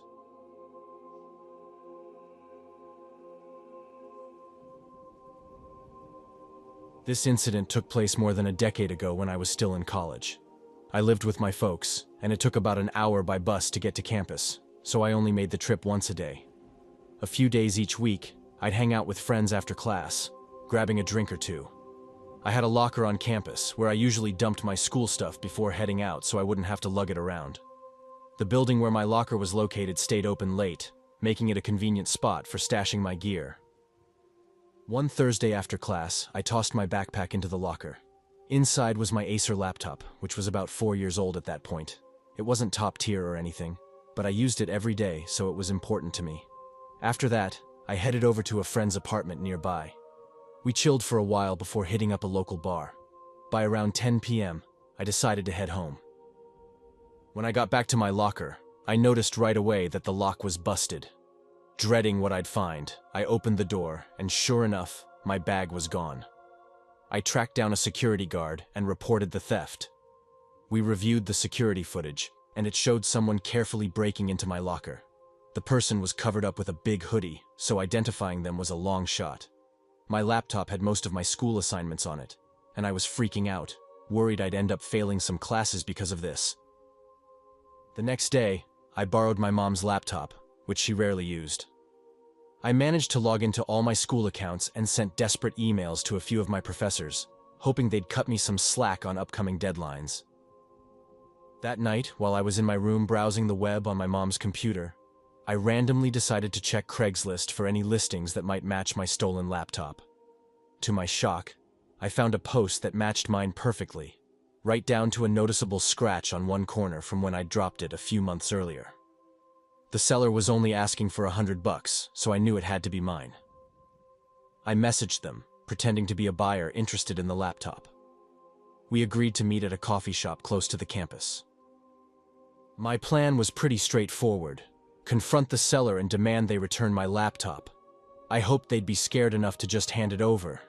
If they did, I was ready to let it go without involving the cops. That was the deal I'd offer, at least. When the day of the meetup arrived, I was a bundle of nerves. I brought my friend Mike along, just in case things got out of hand. The person selling the laptop could be dangerous, but honestly, I was a little excited to confront them. All sorts of scenarios played out in my head, but I was dead set on getting my laptop back. Mike and I got to the coffee shop a bit early and waited. A few minutes passed before a guy about my age walked in. He had a backpack with him and looked a bit on edge. He scanned the room before spotting me and making his way over. "You here for the laptop?" he asked. "Yeah, that's me," I answered, trying to keep my voice steady. He pulled the laptop out of his bag and handed it over. As soon as I saw it, I knew it was mine. I placed it on the table and powered it up. When the login screen appeared, I realized he'd wiped everything. All my files were gone. I'd hoped he wouldn't be that smart, but no such luck. I picked it up again, closing the lid, and moved it a bit farther from him. "This is mine," I said, looking him straight in the eye. "It was stolen from my locker at school. I'm taking it back." His eyes widened in surprise before his face twisted with anger. "What the hell are you talking about? This is my laptop. I bought it from someone," he shot back. "No, it's definitely mine," I insisted, gripping it tightly. "See this scratch here? I made that when I dropped it. And this sticker? I put that on myself." He reached out to snatch the laptop back, but I pulled it out of his reach. "I'm not giving it to you. It's mine, and it was stolen. If you walk away now, I won't call the cops." His face turned bright red as he stood up, looking like he was about to start a fight. People around the cafe started to notice the commotion. He was fuming, and suddenly he lunged at me, trying to grab the laptop. I jerked it away just in time, and he lost his balance, crashing into the table next to us. An employee quickly came over and said, "You should probably leave." That sounded like a solid plan to me. The guy shot me one last angry look, grabbed his backpack, and stormed out. I left the cafe with my laptop in hand, still in disbelief that I had actually managed to get it back. As for the guy from Craigslist, I never figured out if he was the one who stole it or if he really had bought it from someone else. Maybe his friend was the real thief. But honestly, who buys a laptop only to sell it on Craigslist the next day? What made things even weirder was that I later found out he was also a student at my school. We didn't know the same people, but I'd see him around every now and then. Whenever our paths crossed, there was this tense, awkward silence. I did report him to campus security, but he denied everything, and they just let it slide. Maybe they didn't have enough evidence, or maybe they just didn't care. Either way, he never faced any consequences, but I was just relieved to have my laptop back in my hands.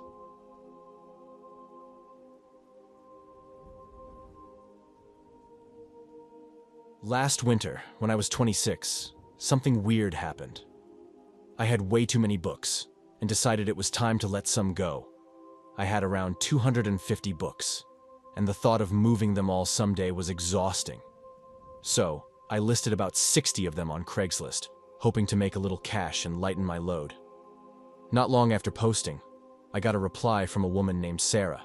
She mentioned she was interested in a specific book and asked if she could come by to pick it up. Normally, I prefer meeting in public for safety reasons, but I figured letting her swing by would be easier. My place is a ground-floor apartment in an old building.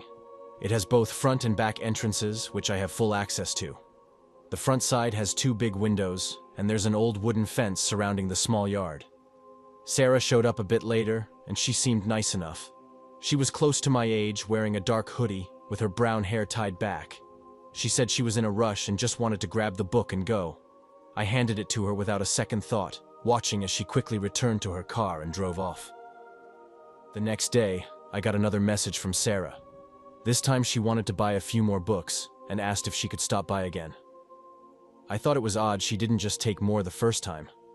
I mean, I was selling them dirt cheap, just a few bucks each. When she came back, I noticed something was off. She was fidgety and kept glancing over her shoulder, like she was scared someone might be following her. I asked if she was okay, but she brushed it off, saying she was just in a hurry. The books she wanted were on a small table by the front door. I walked over to grab them, but when I turned back around, Sarah was standing inside, right in the doorway. Sarah's eyes were wild, and she looked like she was ready to pounce. Her breath was heavy, and she stared straight at me, not saying a word. A shiver ran down my spine as I realized something was very wrong. "Are you all right?" I asked, trying to keep my voice steady. She didn't respond, just took another step closer. Panic set in, and I knew I had to do something. I told her to stay back, but she ignored me, still advancing. I bolted down the hallway, heart pounding, and locked myself in the bathroom. My hands were shaking as I fumbled for my phone. From inside, I could hear her rummaging through my apartment, making a mess of everything. The sound of drawers being yanked open and things crashing to the floor was terrifying. I knew she was stealing my stuff, but there was nothing I could do. I called the police, trying to keep my voice steady as I told them I was hiding and being robbed. The dispatcher assured me that officers were on the way, but every second felt like an eternity. When they finally arrived, Sarah was long gone, and my place was a wreck. Clothes, papers, and broken items were scattered everywhere. My TV was missing, along with about $60 in cash that had been sitting on my dresser. I felt violated, not just because of the stolen items, but because a stranger had torn through my personal space. And the worst part? I had no idea who she really was. We had only exchanged emails, so there was no way to trace her. Sarah was probably a fake name, and I didn't even know what her real name was. A week later, I was aimlessly browsing Craigslist, still shaken from the whole ordeal. On a whim, I decided to search for a TV. It was a long shot, but I figured it couldn't hurt. I almost laughed when I saw it, my TV, listed just a day after the break-in. The small dent on the side was unmistakable. I called the cops again, and they quickly set up a sting. It didn't take long for them to catch Sarah trying to sell my stolen TV. Getting it back felt like a small victory, but the real win was knowing she was off the streets.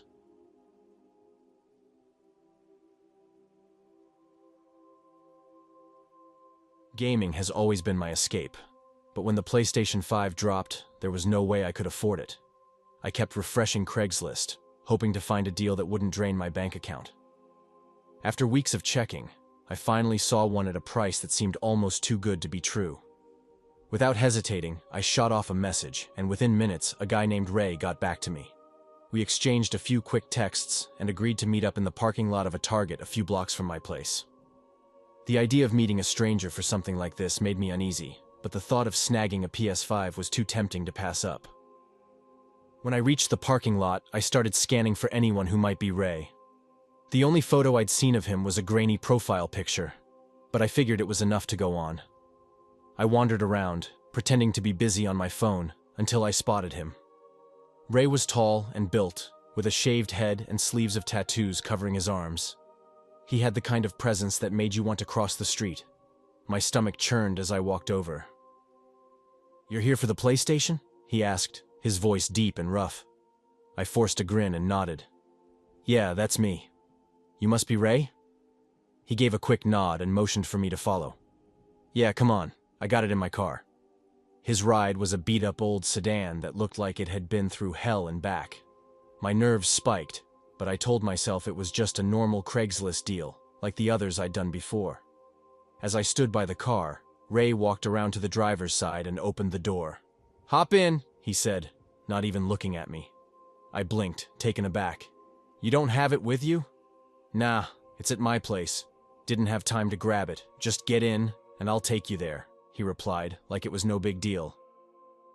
Panic surged through me. There was no way I was getting into a car with this guy. How could he not have time to grab it? It would have taken, 10 seconds? I mumbled something about needing to make a call and then bolted, walking as quickly as I could without outright running. After I'd put some distance between us, I glanced back. Ray was still by his car, watching me with a cold, hard stare that sent a shiver down my spine. I thought about calling the cops because something about the whole situation felt off. But what could I say? That a guy offered me a ride? Not exactly a crime, so I just kept walking, heart pounding, trying to shake the feeling that I'd narrowly dodged something bad.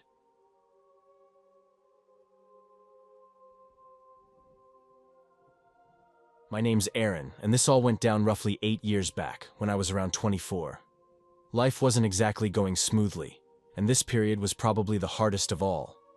I'd just walked away from a nightmare of a relationship and was left without a place to call home.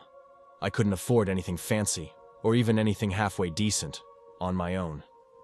So, I ended up scouring Craigslist for a room to rent. Before long, I stumbled upon an ad for a room available in a nearby town.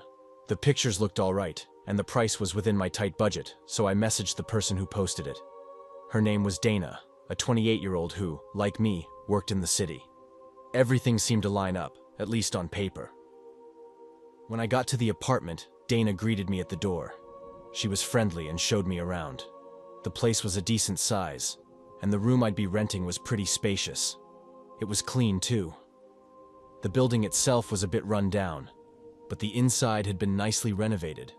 You'd never guess from the outside, but it kind of felt like a luxury condo. The rent was affordable, and the location was perfect for my commute. So I decided to go for it. The very next day, after my shift, I moved in. At that point, I'd been crashing on an old friend's couch, so I was beyond ready to have a space of my own again. The first few weeks went smoothly. Dana was an awesome roommate, always up for a chat. We had a lot in common and became friends pretty fast. But things took a strange turn when Dana's boyfriend Ryan started hanging around more. At first, it didn't seem like a big deal. He was friendly enough, and we'd chat sometimes. But then, I began to notice that Ryan would flirt with me whenever Dana wasn't around. It made me uneasy, so I tried to keep my distance from him. I thought about bringing it up to Dana, thinking maybe she could do something about it. I chose to keep quiet, hoping it was just a one-time thing. But then, one evening when Dana was out with her friends, Ryan showed up at the apartment. I was in the living room, zoning out to some TV show when he plopped down next to me. We made small talk for a bit, but then he leaned in and kissed me on the cheek. I immediately shoved him away, telling him to back off. He just shrugged and walked off to Dana's room like nothing happened. Another time, it was early morning, and I was in the kitchen making breakfast. Ryan walked in, acting all flirty again. I was trying to ignore him, but out of nowhere, Dana walked through the door and saw everything. She went ballistic, screaming at Ryan like I'd never seen before. But then, she turned on me, accusing me of trying to steal her boyfriend. I was too shocked to even respond. Before I could get a word out, Dana lunged at me and we ended up in a full-on fight. I tried to push her off, but she was way stronger than I expected. By the time we both ran out of energy, Ryan stepped in and pulled us apart. I was bleeding, my head pounding, while Dana just stood there shaking with anger. Ryan suggested we head to the hospital, so we all awkwardly piled into the car, not saying a single word the entire drive. At the hospital, a doctor examined us both. Dana only had a few minor scratches, but I ended up with a black eye, a busted lip, and a pretty bad bump on my head. The doctor asked what happened, but we lied, saying we'd both tripped and fallen. I was terrified the police might get involved if we told the truth. The doctor didn't seem to buy our story, but he didn't press the issue. After we left the hospital, the silence between Dana and me was unbearable. I knew then that I couldn't stay in that apartment anymore. The very next day, I packed up my stuff and left. I didn't want to add to the drama, and I desperately needed to leave that whole mess behind me. Looking back, I realized I should have been more careful. I should have spoken up about Ryan's behavior earlier, and maybe things wouldn't have escalated the way they did. Now I've got my own place, and I'm working through everything with the help of a therapist. The nightmare with Dana and Ryan is a part of my past now, and while it still lingers in the back of my mind, I'm finally moving on from it.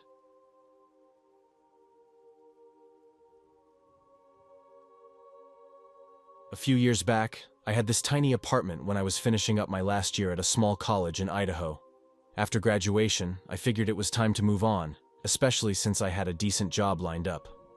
Plus, I wanted to live somewhere that wasn't practically next door to the school. Over the years, I'd gathered a ton of stuff, so I thought I'd get rid of a bunch of it before moving out. My apartment was on the second floor of this old building, right in the heart of town. I put up a moving sale post on Craigslist, listing everything I wanted to sell. I didn't own anything super expensive, just some basic furniture, a stack of books, and my old computer monitor. I'd been eyeing a bigger one since I could finally afford it. The responses started rolling in fast, probably because it was the end of the school year and a lot of students were also moving out. I spent the next few days with people constantly dropping by to buy stuff. It was a Saturday when I decided to clear out as much as I could. By noon, I'd already sold most of my furniture. Then I got a message from a guy named Steve. Steve was interested in my desk and chair. I didn't think much of it and told him to swing by. We settled on a time, and when it was close, I headed downstairs to meet him. After a few minutes, an old beat-up van pulled up. It was dark blue with a few rust spots and blacked-out windows, the kind of van you'd expect to see in a bad horror movie. It didn't seem like the right car for a guy named Steve, but then two men stepped out. One introduced himself as Steve. They were both older, probably in their late 50s. Steve was thin, average height, with jet black hair that looked dyed. The other guy was taller, heavier, bald, and wore a grubby white t-shirt that didn't quite cover his stomach. Something felt off, but I didn't want to jump to conclusions, so I led them upstairs to check out the desk. I walked ahead, unlocking my front door and holding it open as they followed me inside. As soon as we were inside, I made my way over to the desk, figuring both of them would follow. But only Steve did. The bigger guy stayed put by the door, his eyes locked on me like he was some kind of security guard. It made me really uneasy, but I tried to shake it off and focus on the desk. Steve circled the desk, inspecting it closely. I just stood there, feeling awkward and tense. After what felt like forever, I finally asked, "So what do you think?" Steve didn't answer right away. Instead, he shot a glance over at his buddy by the door. My eyes followed, and I saw the big guy give a slight nod. When I turned back to Steve, my heart nearly stopped. He was holding a large, shiny knife, aiming it right at me. My mind went into overdrive, and I instinctively tried to bolt, forgetting that there was nowhere to go. In a flash, the big guy had me pinned against the wall. He twisted my arms behind my back, holding me tight while Steve started tearing through my apartment. They took everything worth anything. My laptop, phone, and the expensive camera I used for my photography hobby, all gone. They even emptied my pockets, taking the cash I'd made from the sales that day. The whole thing was over in minutes. Once they were done, they shoved me to the ground and took off. I sat there on the floor, completely in shock. It took me a while to even move. When I finally pulled myself together, I stumbled to my neighbor's place and asked to use their phone to call the police. The cops showed up quickly, and I filed a report, but I knew deep down it wouldn't help. I hadn't caught their license plate, and the email Steve had used was probably fake. For months I couldn't sleep right. It wasn't the loss of my stuff that bothered me the most. I could live without that. What really got to me was how this shattered the trust I'd always had in people. I'd always seen the best in strangers, but after that day, everything changed.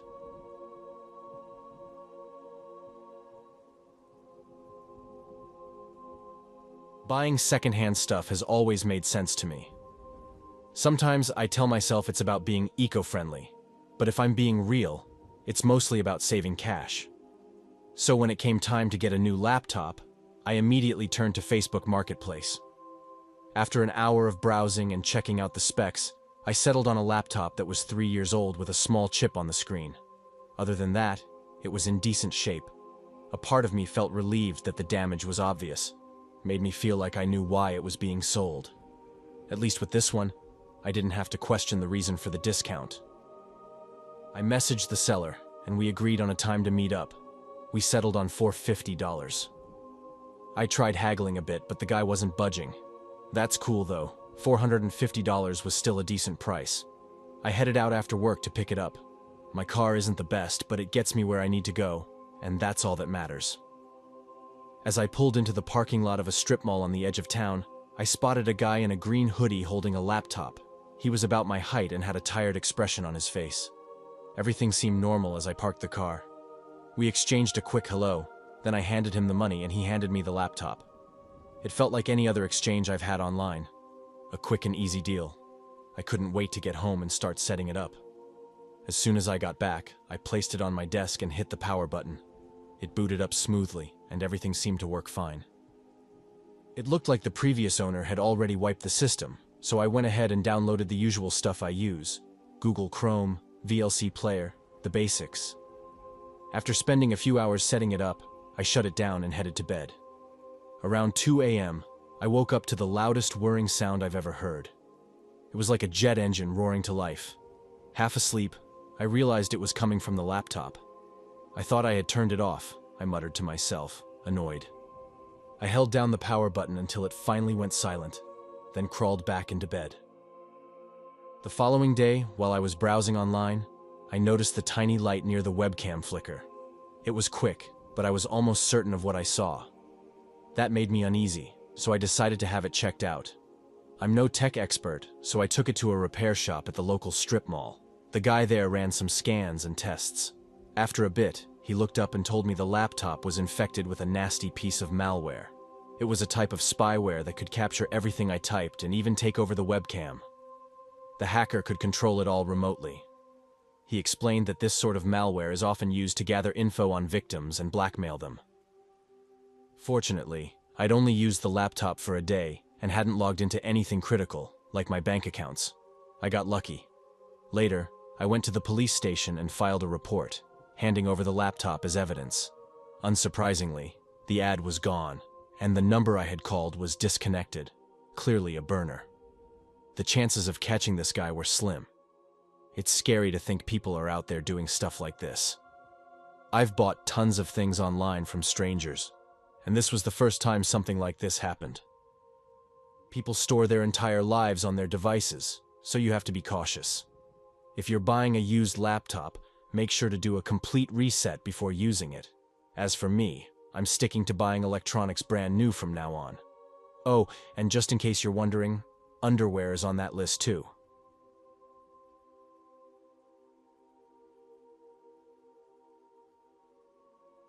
I've been on Facebook Marketplace for a few years now. I use it to sell random stuff, find cool things to buy, and even to hunt for side gigs. It's always been smooth sailing, until last Friday. I was getting ready to move across town, just about an hour away, but I needed some extra hands to haul my furniture. I came across a sweet deal. 2 guys with a pickup who'd move your stuff for a flat rate, no matter how far you were going. I messaged them, and they responded quickly with a price that fit my budget. We agreed they'd help on moving day. The day arrived, and I had most of my belongings packed up, except for the big furniture. I was waiting for them to show up. Sure enough, they rolled in right on time, driving an old rusted truck with no branding or anything. It was just 2 dudes, Mark and Jay. They introduced themselves, and we got straight to work. They weren't particularly chatty, but they seemed all right. And within half an hour, the truck was loaded up. I had some things in my car too, so we drove separately to my new place. When we arrived, they unloaded everything quickly. So far, everything seemed to be going well. But then, as I was grabbing the last box from my car, I walked back inside and caught Jay rifling through one of my boxes. He froze as soon as he saw me, like he was caught doing something he shouldn't. I asked him what was up, and he stammered something about the box looking like it might fall apart. By then, I was starting to get a bad feeling about these guys, so I told them they could take off. I had already sent them the payment via an app earlier, so I just thanked them and said we were done. They waved goodbye, shook my hand, and drove off. I was left with the daunting task of unpacking. I managed to get through a lot of it, but there were still several boxes left untouched. By the time the clock struck midnight, exhaustion hit me hard. I decided to call it a night and fell into a deep sleep after the long, tiring day. A few hours later, I was jolted awake by strange sounds coming from inside the apartment.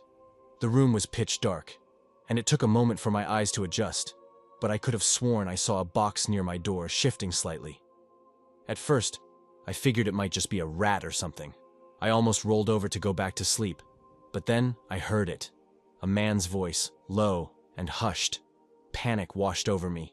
Should I pretend to be asleep? Or should I get up and face whoever was out there? The thought of calling the police crossed my mind, but I was terrified the person outside would hear me. Then, suddenly, the apartment went dead silent. I stayed frozen for a couple of minutes before finally sitting up in bed. Slowly, I glanced toward the doorway, and that's when I saw it. Mark's face, one of the movers, peering around the corner.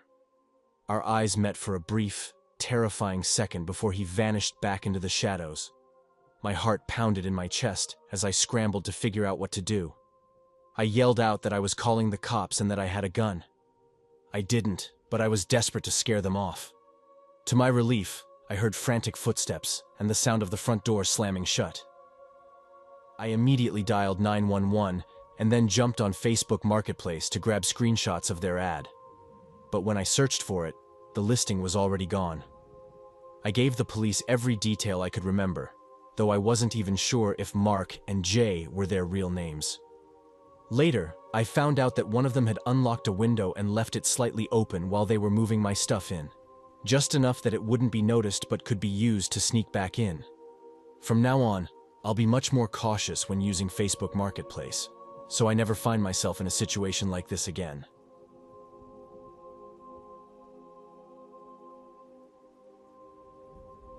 This went down several years back.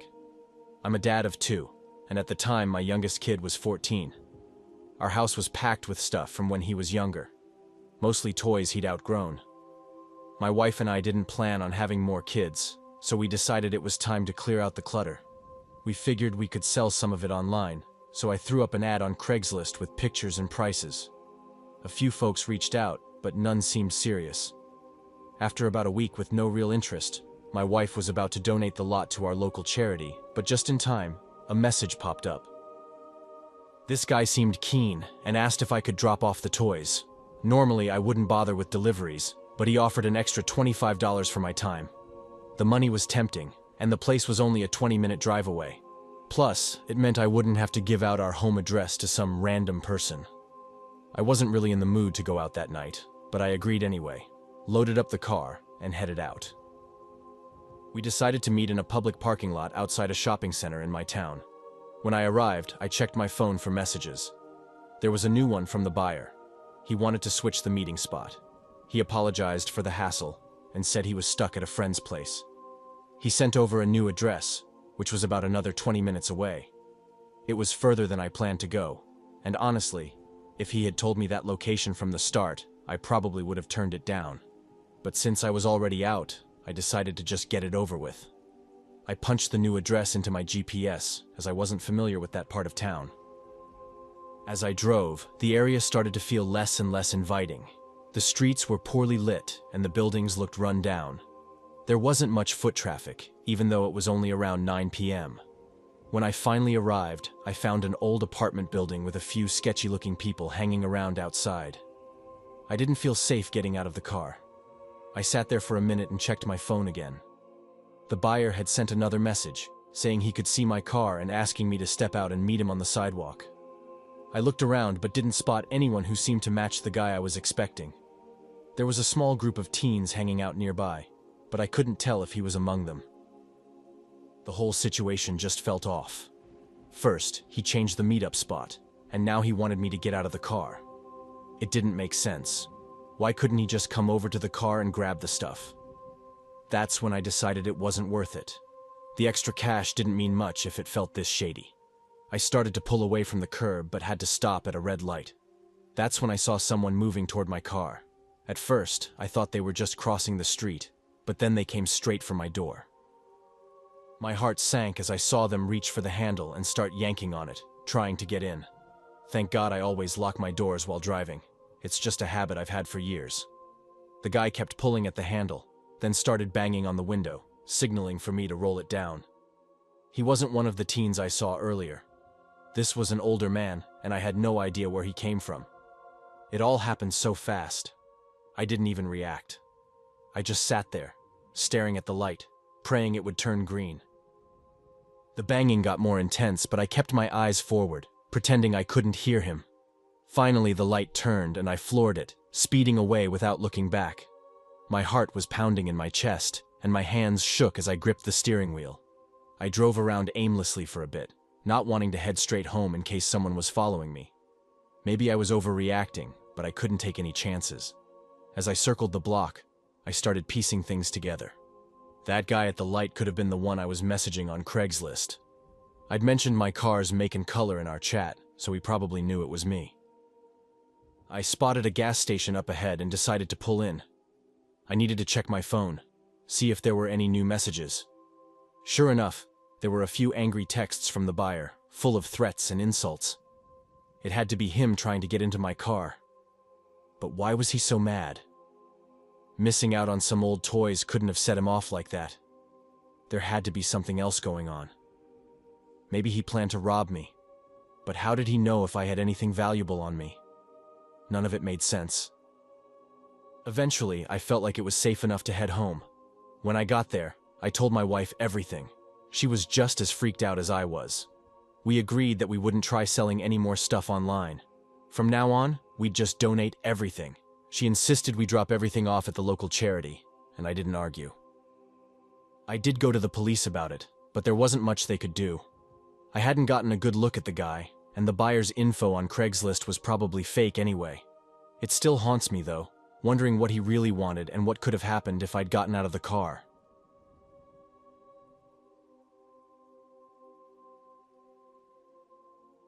I landed in Portland about 8 years ago.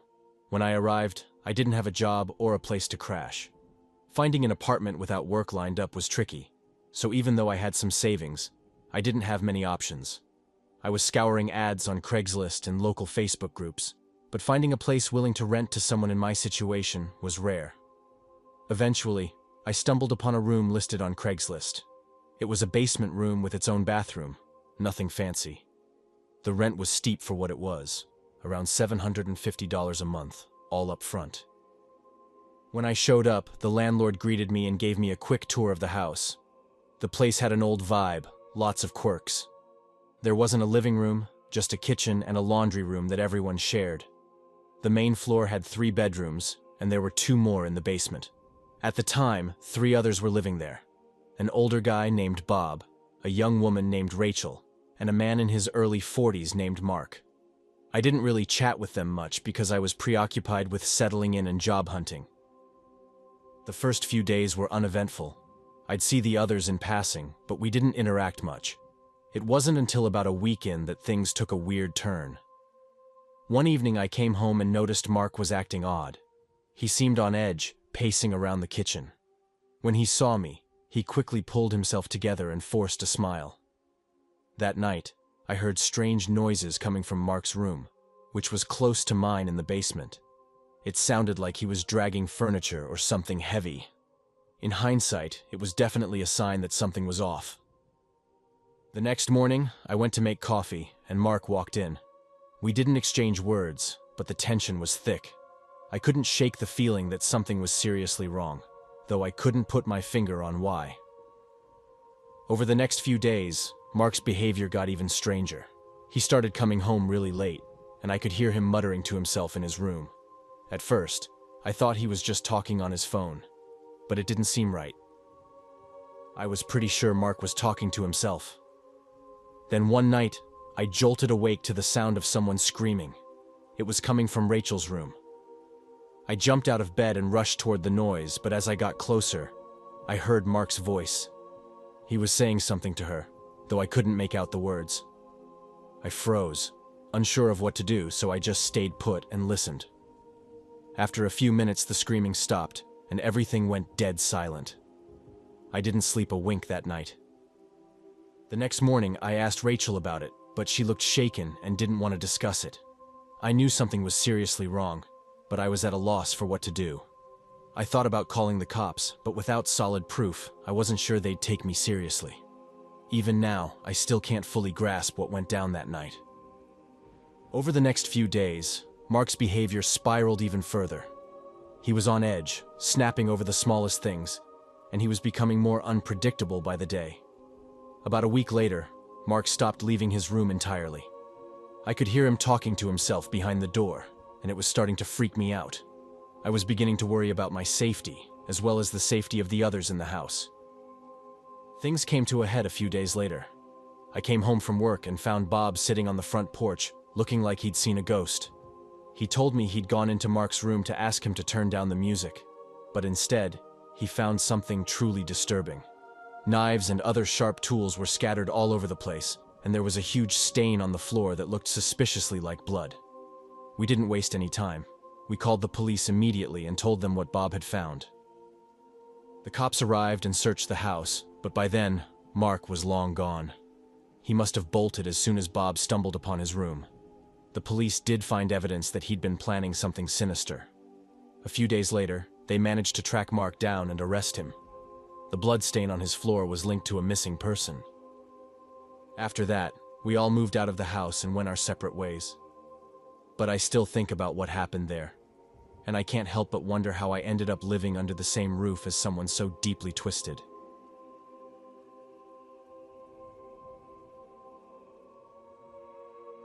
I'd been out of work for weeks, scouring the internet for anything that could help me scrape by. One night, while browsing a local job board, I found a simple ad that caught my eye. Someone needed help with odd jobs around their home, just for a day. It wasn't the long-term gig I'd hoped for, but at least it was something. The pay was modest, but enough to get me through the next few days. I replied immediately, not expecting much, but I got a response almost right away. The guy's name was Ralph, and he sent over his address. He said his place was being renovated, and he needed someone to tidy up the aftermath. It seemed odd that the workers hadn't cleaned up, but I brushed it off. The next morning, I grabbed my bike and headed to Ralph's place. His house was a small, two-story cottage on a quiet street, nestled between tall trees. When I arrived, I rang the doorbell and waited. A moment later, the door creaked open, and Ralph stood there, smiling. He was in his late 40s, with thinning hair and a bit of a belly, dressed in a faded blue t-shirt and worn-out jeans. "Morning," he said, stepping aside to let me in. "Morning," I echoed, stepping into the living room. The room was bright, with pastel green walls and a large, worn-out couch in the middle. A few dog-eared magazines were scattered on a small wooden table in front of it. I looked around, but there were no signs of any recent construction. That struck me as odd, but maybe the work had been done elsewhere. "Let me show you what needs doing," Ralph said, leading me through the kitchen and out to the backyard. A small shed sat in the corner of the yard, paint peeling off the sides. Ralph pulled open the door to reveal a mess of tools, paint cans, and random junk piled on the shelves. "Think you can get this sorted?" he asked, pointing to the clutter. "Sure thing," I replied, rolling up my sleeves. I spent the next hour organizing the shed, stacking tools, and clearing out old paint cans. When I was done, I headed back inside to find Ralph. He gave me an approving nod. "Looks good," he said with a grin. "Now, let me show you where the real work is." He led me down a narrow staircase to the basement. The air grew colder as we descended. The basement was dim, with bare concrete floors and walls, and a faint smell of dampness lingered in the air. There were some old boxes and a workbench in one corner, but once again, no sign of any renovation. "I need you to clean up down here," Ralph said, pointing towards the darkened corner. "There's a bit of clutter, but you should be able to clear it up quickly," Ralph said, his voice echoing in the empty basement. I walked over to the corner, where a heap of dusty old newspapers lay scattered on the floor. I grabbed a broom and started sweeping, but something felt off. Ralph stood in the shadows, just watching me, his eyes never leaving my hands. As I was cleaning, I accidentally nudged a box, and some of its contents spilled onto the floor. I bent down to pick them up and realized they were a bunch of old photographs. As I gathered them, one particular photo made me freeze. It showed a group of people in a dark room, tied up and wearing bizarre, unsettling costumes. My stomach churned with unease, and I decided I needed to get out of there. When I looked up, Ralph was no longer in sight, and the basement door was shut. I rushed over to the stairs, but when I tried to open the door, it wouldn't budge. Panic started to rise in my chest. "Ralph?" I called out, trying to keep the fear out of my voice. "Hey, what's going on?" But there was only silence. I quickly scanned the room for another way out, and noticed a small, dirty window high up on the wall. It was barely big enough to fit through, but it was my only option. I dragged a few boxes beneath it, climbed up, and pushed the window open. The cold air hit my face as I squeezed through the tight space, scraping my sides on the rough edges. I tumbled out into the backyard, adrenaline coursing through my veins. I didn't waste a second. I jumped on my bike, unlocked it with shaking hands, and pedaled away as fast as I could. I didn't stop until I was miles away, my heart still racing. Once I felt somewhat safe, I pulled out my phone and called the cops. They went to Ralph's house and questioned him, but he had some slick excuse ready. He told them that I was just a handyman he'd hired, but I started acting weird, so he asked me to leave. He even claimed that I was the one on drugs and had made up the story to get back at him. The cops didn't have any solid evidence against him, so they left it at that. I was furious, but mostly I was scared. I knew that Ralph was probably going to keep posting those ads, luring people in with the promise of easy cash. I couldn't just let it go, so I decided to warn others. I went back online and posted a detailed account of what had happened, urging everyone to be cautious when answering ads like his. Looking back, I still get chills thinking about how close I came to something truly awful. I'll never know what Ralph had planned, but it sure as hell wasn't anything good.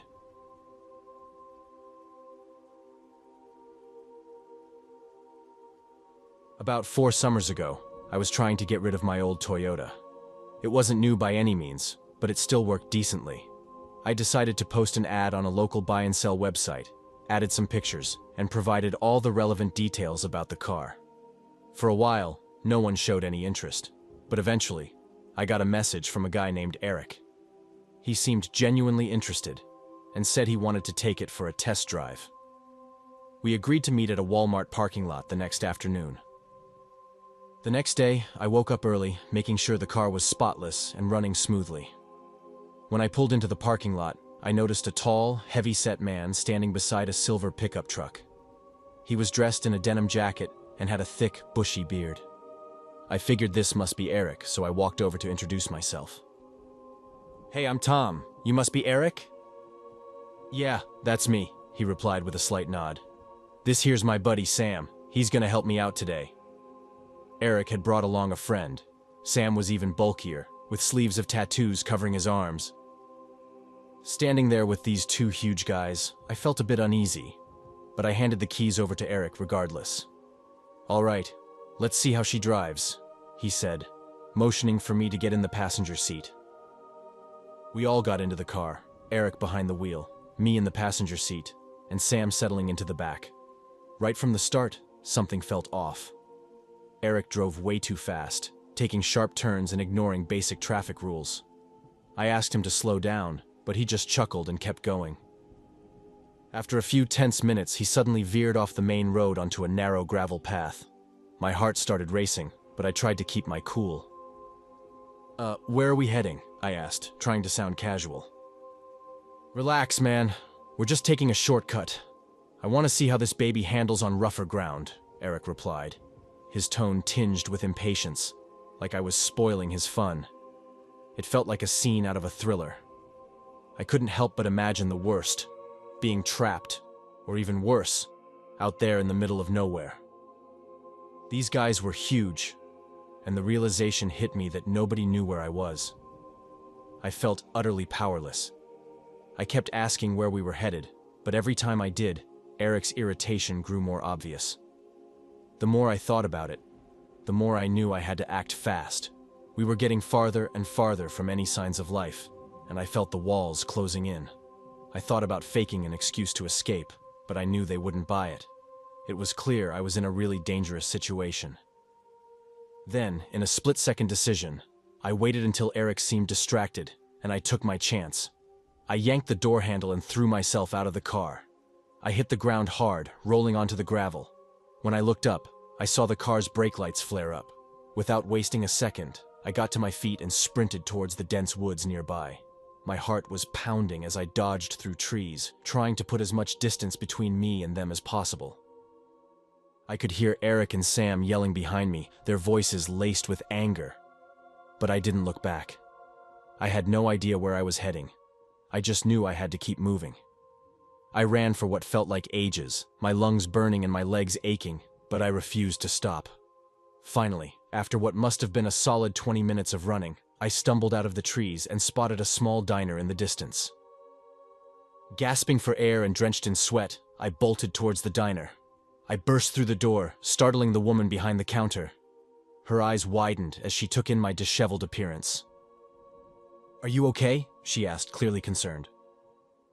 "I need to call the police. Please help me," I stammered, struggling to get the words out. She immediately reached for the phone and dialed 911. When the cops arrived, I gave them a full description of Eric, Sam, and the car, and showed them the path we took. They searched the area but came up empty-handed. Neither the men nor my car were anywhere to be found. It was surreal to think how close I'd come to something truly horrifying. I'd always considered myself pretty street smart, but I'd let my guard down and trusted the wrong people. To this day, I still wonder what Eric and Sam had in mind for me. Maybe they just wanted to scare me, Or maybe it was something far worse. Either way, I'm thankful I got away before things took a darker turn. As for my old Toyota, it was never recovered. The police said it was likely stripped for parts in some back alley garage. It was a tough loss, but I knew I had to move on. Eventually, I got myself another car, a blue Ford Fusion, which I still drive today. If I ever decide to sell it though, I might just stick to word of mouth instead of risking Craigslist again.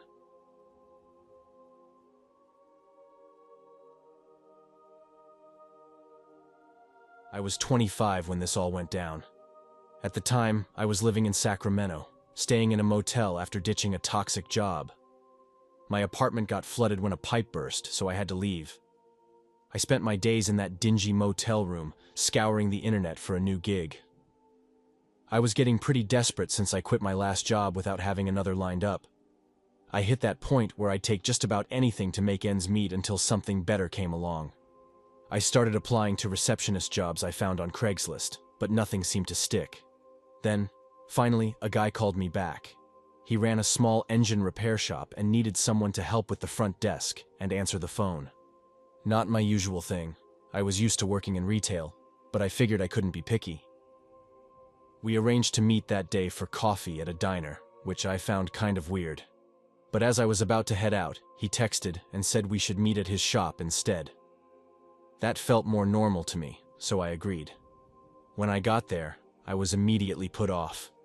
The place was tiny and disgusting. Papers littered the floor, caked in grime, and there were fast food wrappers and empty beer cans everywhere. It was a complete mess. I instantly felt out of place, way too dressed up for this dump. I had on a business dress with heels and a simple necklace, trying to look professional. The guy came out to greet me, and he looked like his shop, unkempt and rough around the edges. He wore a stained, ripped t-shirt, a thick gold chain, and had tattoos covering his arms. Holding a half-empty beer, he extended his hand to introduce himself. After finishing his drink, he ducked behind the counter, grabbed 2 more beers from the fridge, and offered me one. I politely turned it down, something in me screaming that this wasn't right. I know some of you might think that was a big red flag, but here in California, people drink more than you'd think. I'm not saying it's common to drink at work, but in his line of work, it didn't seem that shocking. I've been around some shady characters before, so it takes a lot to really make me uneasy. You could say I'm a bit naive, even after all I've been through. So, when he started rambling about what he'd need from me as an assistant, I tried to stay cool. But then, for the next 2 hours, he barely let me get a word in, just going on and on about himself. Let me give you a rundown of the topics he covered. First, he wouldn't stop complaining about his hangover and bragging about all the drugs he did the night before. Then he went off on a rant about his girlfriend. And somewhere in there, he threw in a comment about liking my brown eyes. At one point, he even mentioned he was kind of interested in hiring me but thought I seemed too stuck up. By then, I was really starting to feel uncomfortable. The way he kept staring at me was beyond creepy. I know most people would have bailed by then, but I'm one of those people who can't stand being rude, even when it's probably for my own good. I casually dropped that I was meeting my boyfriend right after the interview, hoping it would make him back off a bit. Then he asked if I wanted a tour of the shop in the back, which honestly freaked me out. We were the only ones there, and this guy was twice my size and definitely sketchy. I told him it was getting late and that I needed to go, but thanked him for his time. He seemed a bit irritated that I was leaving, but I'd already been there for 2 hours, so I hurried out. A couple of weeks later, still jobless, I was browsing online when I came across an ad that caught my eye. Women be cautious, engine repair shop hiring assistant. My heart dropped as I recognized the place immediately. I clicked on the link, and it detailed how the man from that shop was under investigation for some very disturbing behavior with 2 other women who had answered his ad. According to the post, those women went to the shop, and he spiked their drinks. All I could think was how lucky I was that I didn't drink that beer he offered me. Not long after, a woman and her daughter reached out to me, saying they had a similar experience with him. She gave me the number of a police officer in the area. I left a message, but they never got back to me. Turns out, They had been keeping an eye on this guy for a while, with charges against him going back to 1991. I barely dodged that bullet. The takeaway? Always let someone know where you're going, and never accept drinks from strangers.